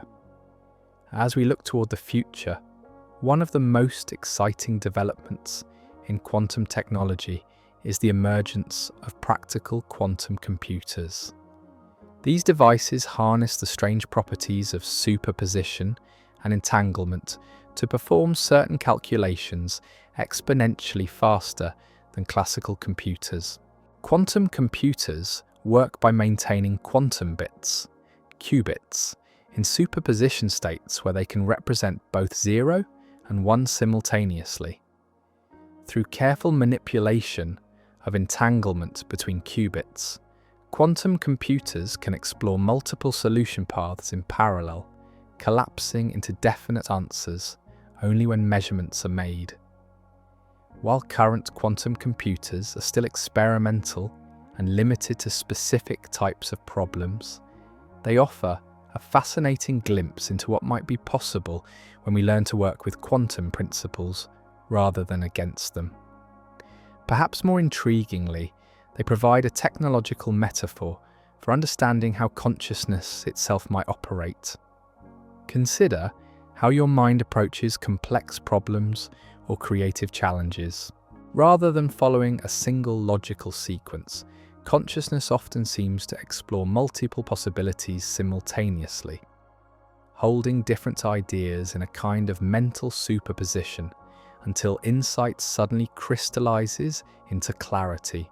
This isn't literal quantum computation happening in the brain, but it suggests that consciousness might naturally operate according to principles that parallel quantum information processing. The ability to maintain multiple perspectives, to tolerate uncertainty and ambiguity, to allow creative solutions to emerge from the tension between opposing ideas. These cognitive capacities might reflect something fundamental about how awareness processes information. As quantum computing technology advances, it might provide new tools for studying consciousness itself. Quantum systems are exquisitely sensitive to environmental influences, requiring careful isolation and error correction to maintain their delicate states. Similarly, the deeper states of awareness explored in contemplative traditions often require specific conditions, quiet environments, sustained practice, careful attention to the factors that support or disturb mental clarity. The development of quantum computers might teach us more about the conditions that support coherent awareness and the factors that cause psychological decoherence. This could lead to more effective approaches to meditation, therapy, and education that work with rather than against the natural dynamics of consciousness. One of the most profound philosophical implications of quantum mechanics concerns the nature of choice and free will. If quantum events are fundamentally random, occurring according to probabilities rather than strict determinism, what does this mean for human agency and moral responsibility? The relationship between quantum randomness and free will remains hotly debated among philosophers and scientists. Some argue that genuine randomness at the quantum level creates space for free will by breaking the chain of strict causal determinism that would make all events, including human choices, inevitable consequences of prior conditions. Others contend that random events aren't freely chosen events, that unpredictability isn't the same as freedom. A choice based on quantum randomness might be undetermined, but it wouldn't necessarily be free in any meaningful sense if it occurred without reason or intention. Perhaps the most interesting perspective emerges from considering the measurement problem itself. In quantum mechanics, the transition from superposition to definite outcome occurs through measurement, but the mechanism of this transition remains mysterious. Some interpretations suggest that consciousness might play a role in this process, though this remains highly speculative and controversial. If awareness does participate in quantum measurement, and this is a big if with no scientific consensus, it might operate not through direct control, but through a more subtle process of selection or attention. Rather than forcing specific outcomes, consciousness might influence which possibilities become prominent or which aspects of reality receive emphasis. This would create a model of free will that's neither completely determined nor purely random, but something more like creative participation in the ongoing emergence of reality. Your choices wouldn't control quantum events, but they might influence the complex systems you're embedded within in ways that amplify certain possibilities while diminishing others. As you contemplate your own experience of choice and agency, notice the subtle interplay between intention and uncertainty, effort and surrender, individual will and larger forces beyond personal control. The quantum world suggests that reality might be more collaborative and participatory than either strict determinism or arbitrary randomness would allow.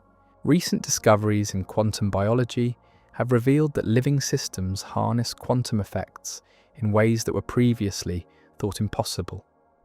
Photosynthesis, bird navigation, and enzyme function all appear to involve quantum coherence operating in the warm, noisy environment of biological tissue.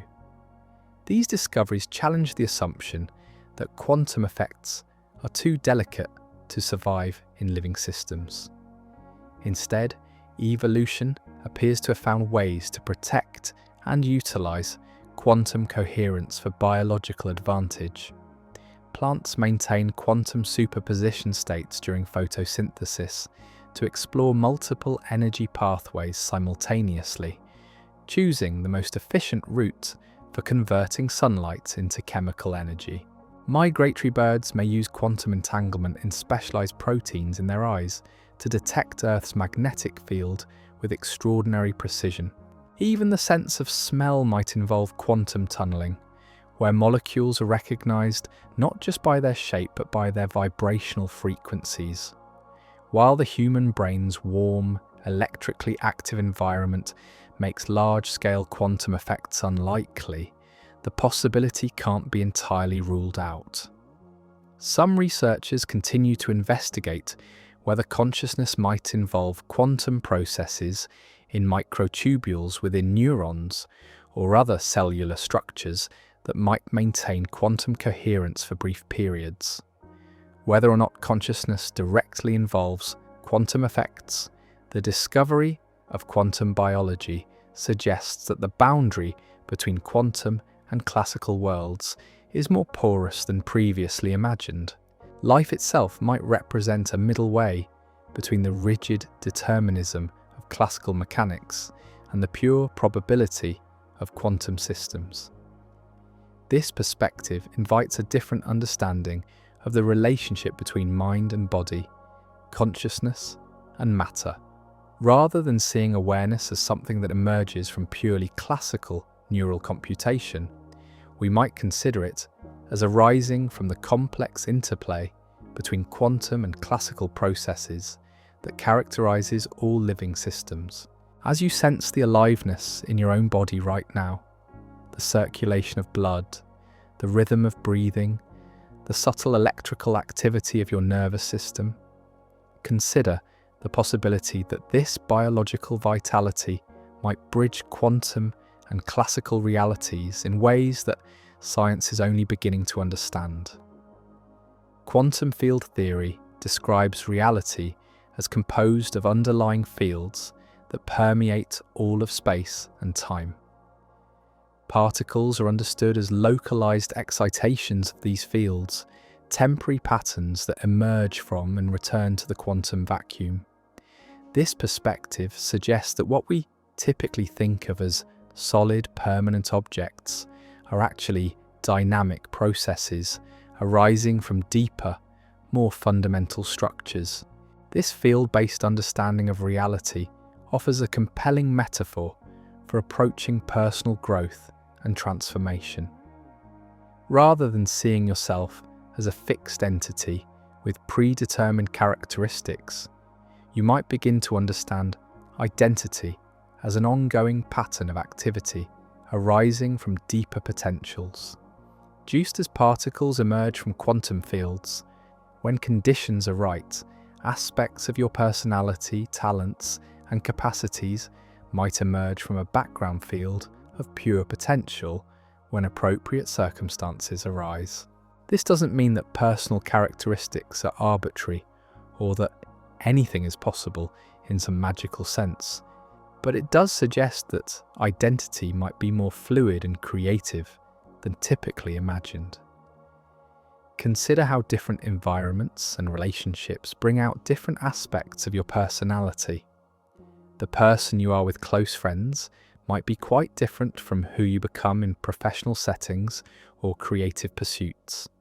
Rather than seeing these as different masks or false personas, you might understand them as different excitations of the same underlying potential, authentic expressions that emerge naturally under different conditions.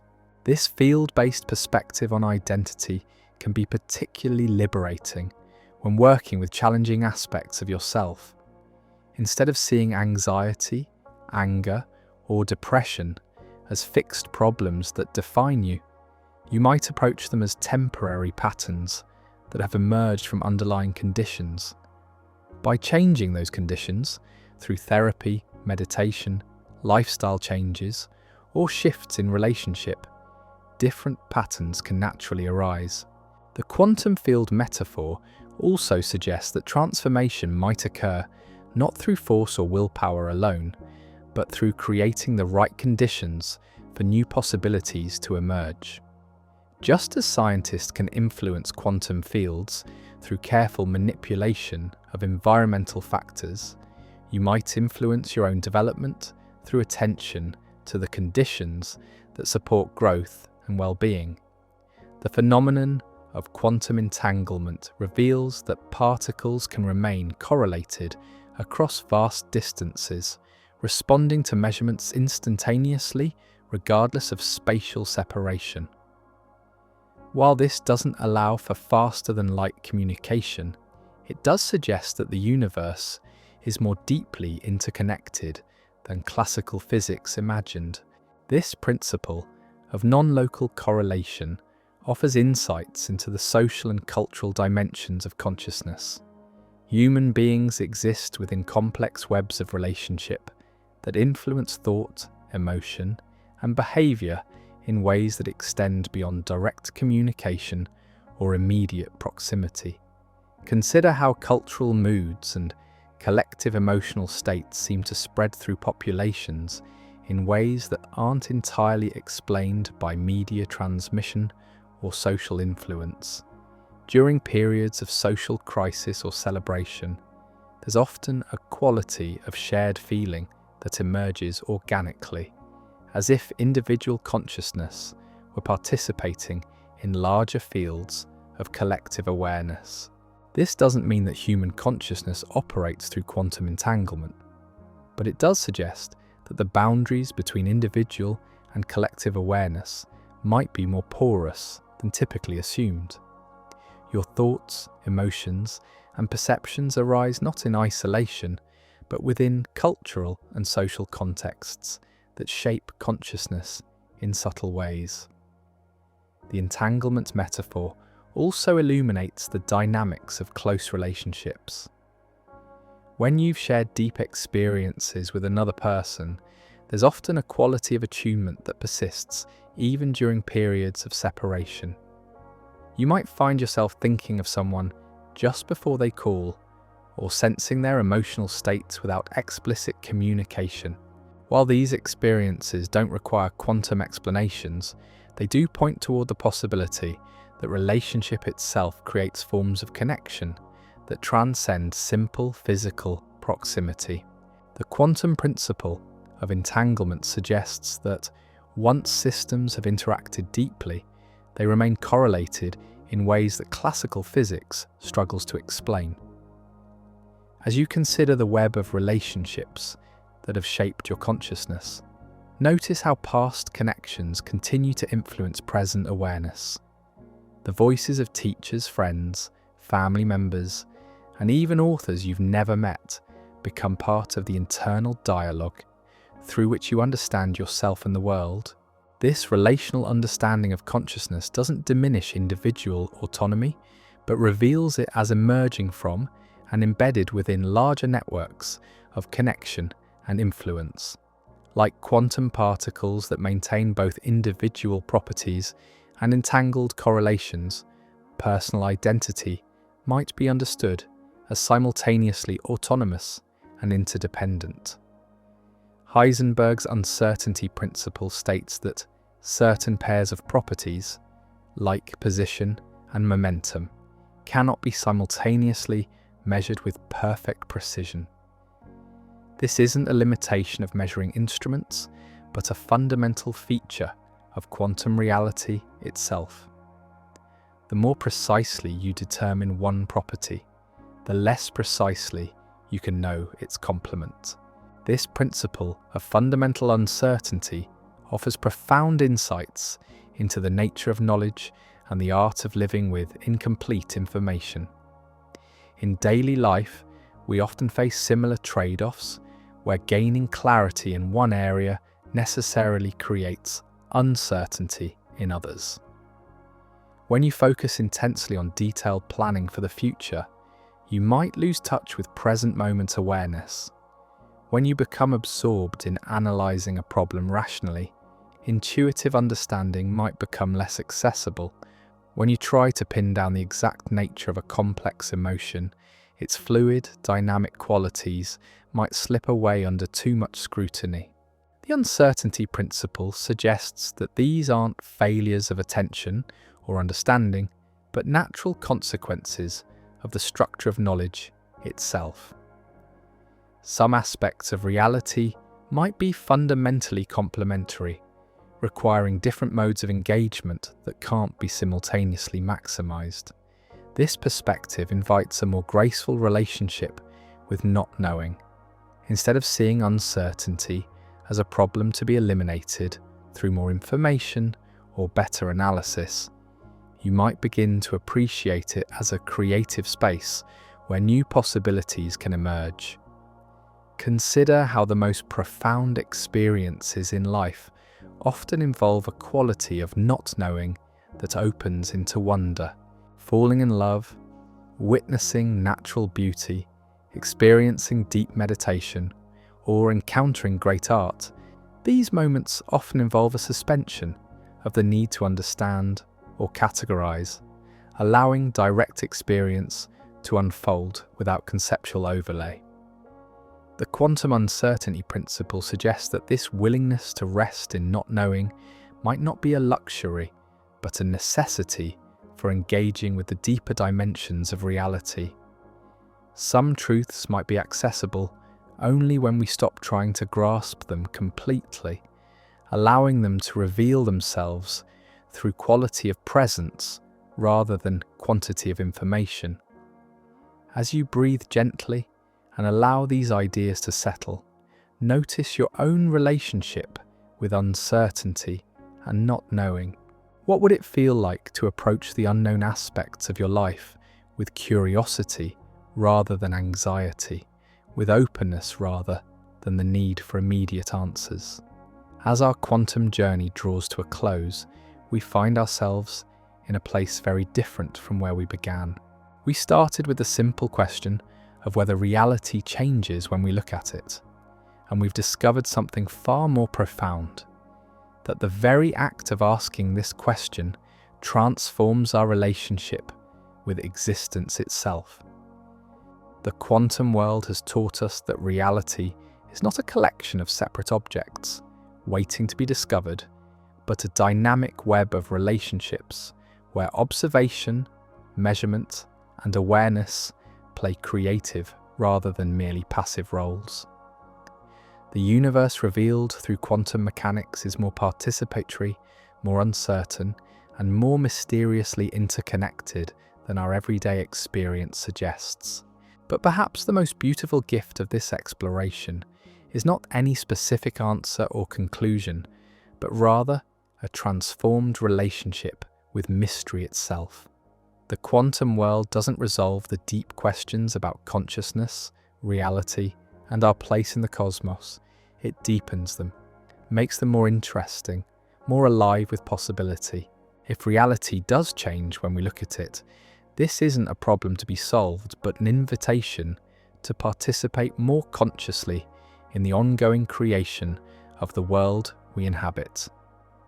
Every moment of awareness, every quality of attention, every choice to approach experience with curiosity rather than certainty becomes a form of collaboration with the universe's own exploration of its possibilities. This quantum perspective on awareness invites us to consider something remarkable about the nature of attention itself.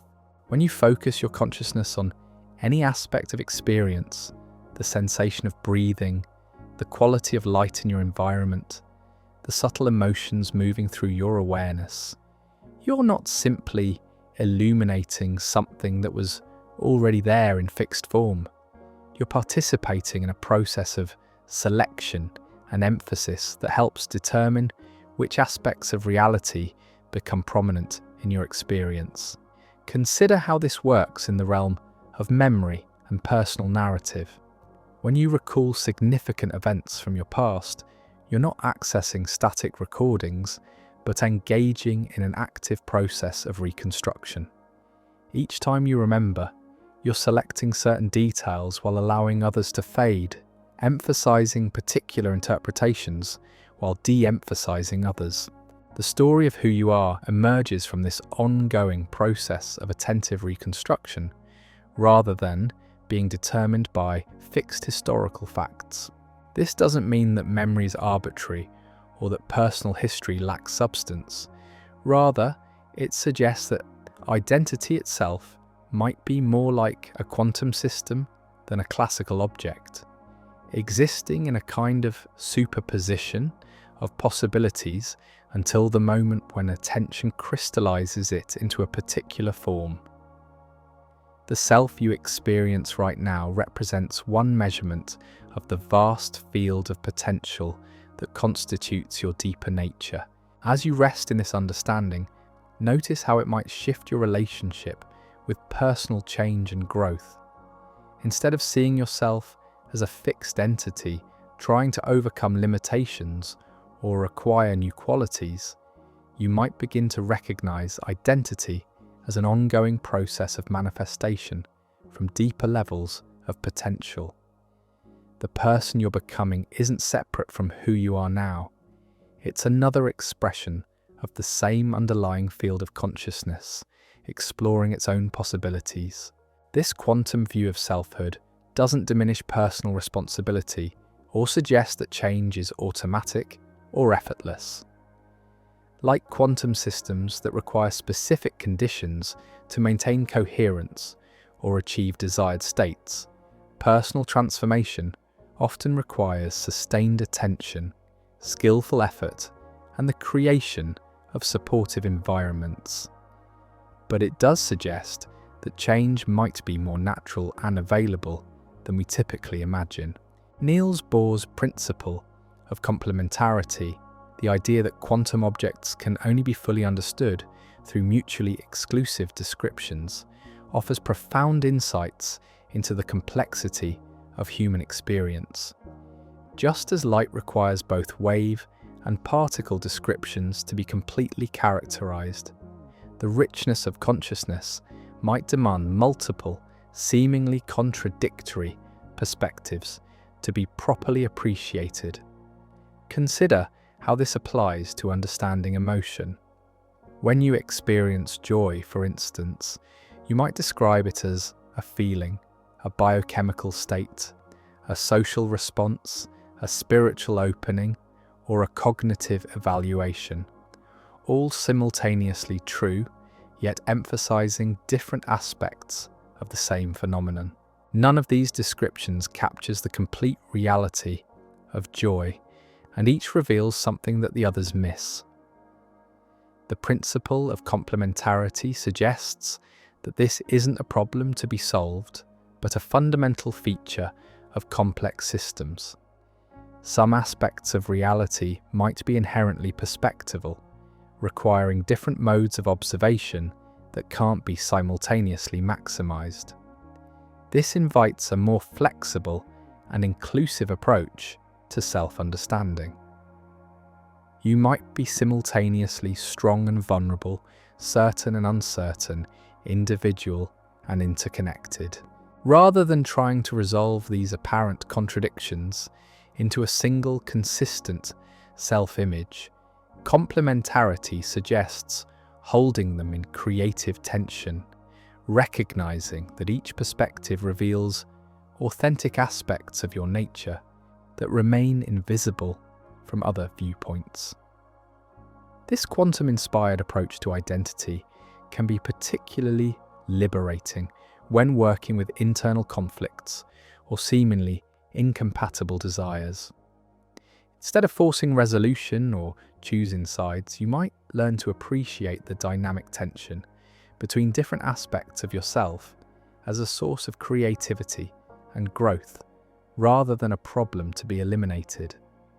Take a moment to consider some area of your life where you experience apparent contradiction or tension. What if, instead of trying to resolve the conflict, you could learn to hold both perspectives with equal validity? What might emerge from this quantum-like superposition of viewpoints? The principle of complementarity also applies to the relationship between different ways of knowing. Analytical thinking and intuitive understanding, rational analysis and emotional intelligence, scientific observation and contemplative insight. These represent complementary rather than competing approaches to understanding reality. Rather than privileging one mode over others, quantum thinking invites the development of cognitive flexibility that can shift fluidly between different perspectives as situations require. Like the wave-particle duality of light, the fullness of human understanding might require the integration of multiple ways of engaging with experience. In the quantum world, particles can pass through energy barriers that should be insurmountable according to classical physics. This phenomenon, called quantum tunneling, allows particles to appear on the other side of obstacles without having enough energy to go over or around them. While this effect is confined to microscopic scales, it offers a compelling metaphor for understanding how breakthrough and transformation occur in human experience. Think about times in your life when you've made significant changes that seemed impossible from your previous perspective. Perhaps you've overcome long-standing fears, shifted out of limiting patterns of thought, or discovered capacities you didn't know you possessed. From the viewpoint of your former self, these transformations might have seemed as impossible as a particle tunneling through a solid barrier, yet somehow change occurred. Not through the accumulation of enough force to overcome the obstacle directly, but through a kind of discontinuous shift that bypassed the apparent impossibility altogether. This mirrors the quantum tunneling effect, where particles don't gradually build up energy to surmount barriers. They simply appear on the other side through probabilistic rather than mechanical means. This quantum-inspired understanding of transformation suggests that change might not always require the gradual accumulation of willpower, knowledge, or resources that linear thinking assumes. Sometimes, breakthrough occurs through subtle shifts in perspective, quality of attention, or depth of understanding that create entirely new possibilities. Consider how this might apply to creative problem solving. When you're stuck on a challenging project or facing a seemingly intractable life situation, the solution often doesn't emerge through harder effort in the same direction. Instead, it appears through a kind of cognitive tunneling, a sudden shift to a different level of understanding that makes the previously impossible seem natural and obvious. And the quantum tunneling metaphor doesn't suggest that transformation is random or that effort doesn't matter. Quantum tunneling occurs according to precise mathematical probabilities that depend on specific conditions. Similarly, personal breakthrough often requires the creation of particular conditions: openness, patience, willingness to question assumptions that increase the probability of discontinuous change. As you breathe gently and reflect on your own capacity for growth and transformation, consider how the quantum world's lesson of tunneling might inform your approach to current challenges? What if the obstacles you're facing aren't meant to be overcome through direct force, but tunneled through by finding entirely new ways of understanding the situation? One of the most profound discoveries of quantum field theory is that empty space isn't actually empty. The quantum vacuum seethes with virtual particle pairs that spontaneously appear and annihilate, creating a background energy that permeates all of existence. This active emptiness suggests that what we typically think of as nothingness is actually pregnant with infinite potential. This discovery offers a beautiful parallel to understanding the nature of stillness and silence in human consciousness. When the mind becomes quiet during meditation or contemplative practice, this stillness isn't empty or blank, but alive with awareness itself. Like the quantum vacuum, conscious emptiness turns out to be full of potential for the emergence of insight, creativity, and understanding. Consider your own experience of genuine quiet, those moments when mental chatter subsides and you rest in simple presence. This isn't a state of unconsciousness or mental blankness, but a return to the aware space within which all thoughts and experiences arise and pass away.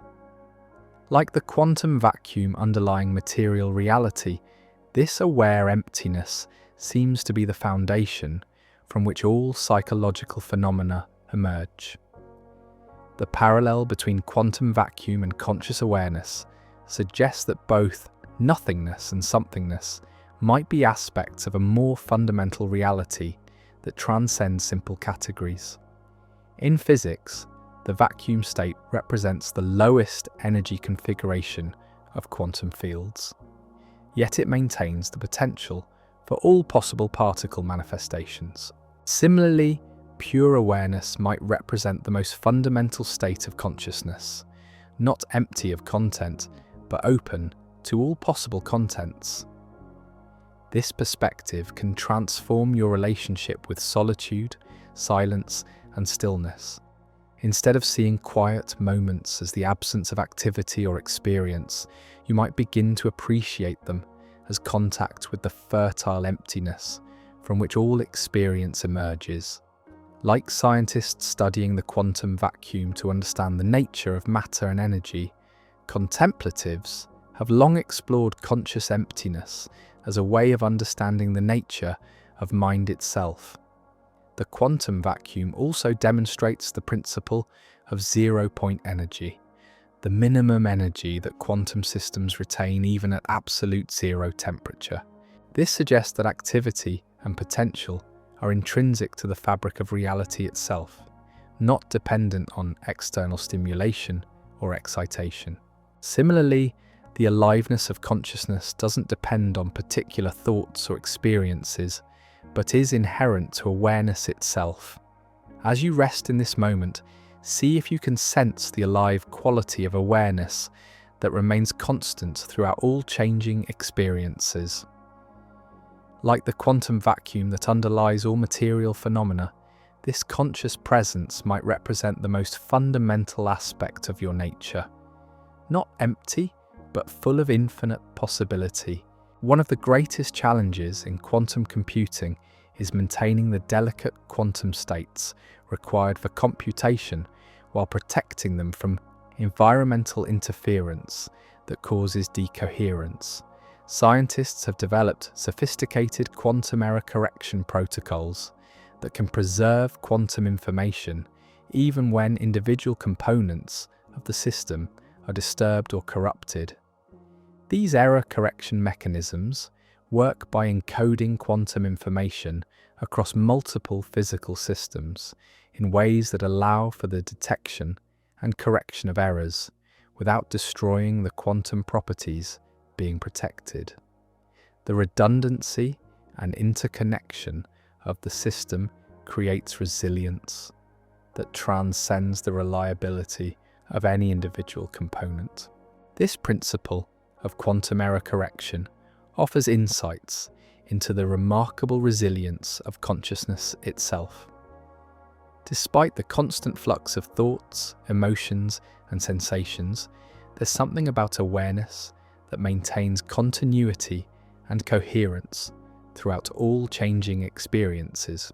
Like quantum error correction, this stability might emerge from the distributed and interconnected nature of consciousness rather than depending on any particular mental content. Consider how your sense of identity persists through dramatic changes in belief, mood, circumstance, and even personality. The person you are today might think very differently than you did years ago, yet there's something recognizably continuous about your experience of being you. This continuity doesn't seem to depend on maintaining fixed opinions or unchanging characteristics, but emerges from something more fundamental.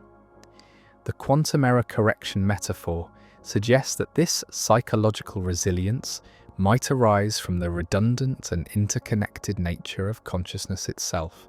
Just as quantum information can be preserved despite local disturbances by being encoded across multiple quantum systems, personal identity might be maintained through its distribution across multiple levels of experience: memory, sensation, emotion, thought, and pure awareness. This perspective can be particularly valuable when working with challenging psychological states or life transitions. Instead of identifying completely with particular thoughts or emotions, you might learn to recognize them as temporary disturbances in a larger field of awareness that remains fundamentally stable and coherent. When anxiety arises, for instance, it represents a kind of psychological noise that can temporarily obscure but doesn't fundamentally damage the underlying clarity of consciousness. Like quantum error correction protocols that can restore corrupted information, contemplative practices often work by reconnecting with deeper levels of awareness that remain undisturbed by surface-level psychological turbulence.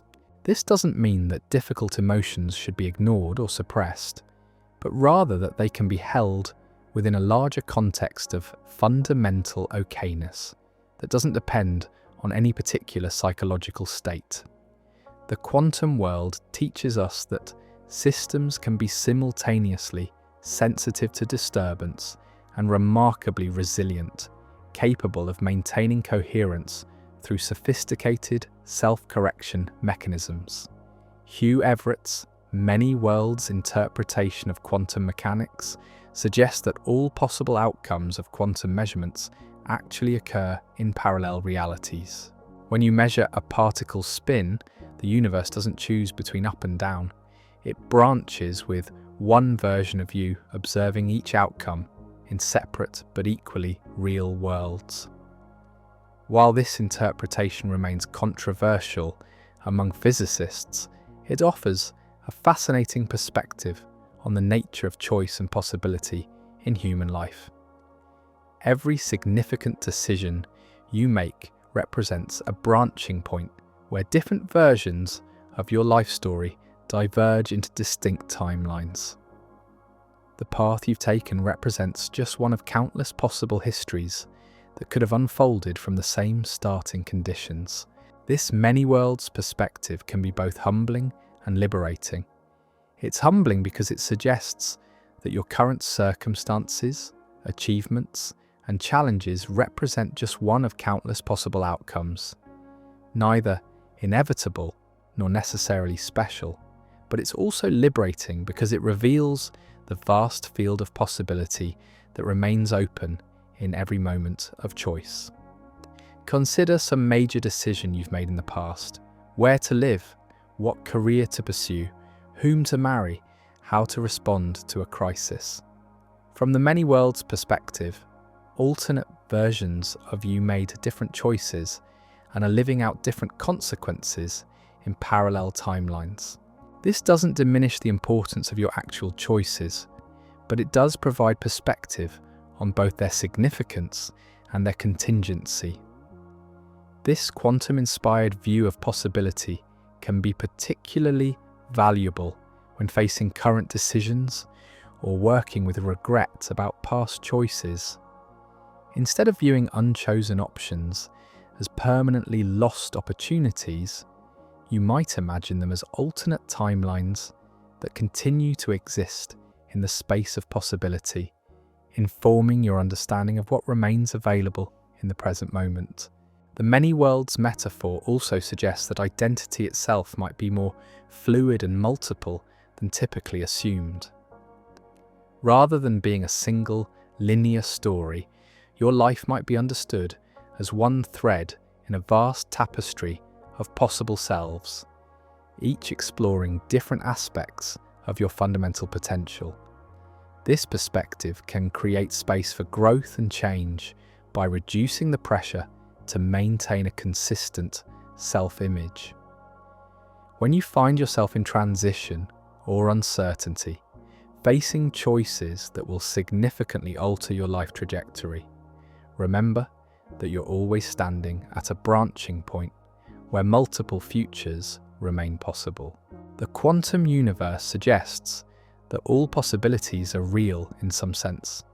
You're simply choosing which version of reality to explore through your awareness and action. As you contemplate the choices currently before you, take a moment to appreciate the vast field of possibility that surrounds this moment. What would it feel like to make decisions from this quantum perspective, recognizing both the significance and the ultimate mystery of choice itself? In quantum physics, coherence refers to the ability of quantum systems to maintain definite phase relationships that allow for constructive interference and superposition effects. Coherent quantum states exhibit properties that are impossible in classical systems. The ability to exist in multiple configurations simultaneously and to demonstrate correlations that transcend spatial separation. Maintaining quantum coherence requires careful isolation from environmental disturbances that cause decoherence and force systems into classical behavior. The more coherent a quantum system, the more it can exhibit the strange and powerful properties that make quantum computing and other quantum technologies possible. This principle of quantum coherence offers insights into understanding the optimal conditions for consciousness to function at its highest capacity. Just as quantum systems require specific environmental conditions to maintain coherence, human awareness seems to function most clearly when certain conditions are present: physical health, emotional stability, mental clarity, and spiritual openness. Consider moments when your consciousness has felt most coherent and integrated. Perhaps during deep meditation, creative flow states, meaningful conversations, or experiences in nature.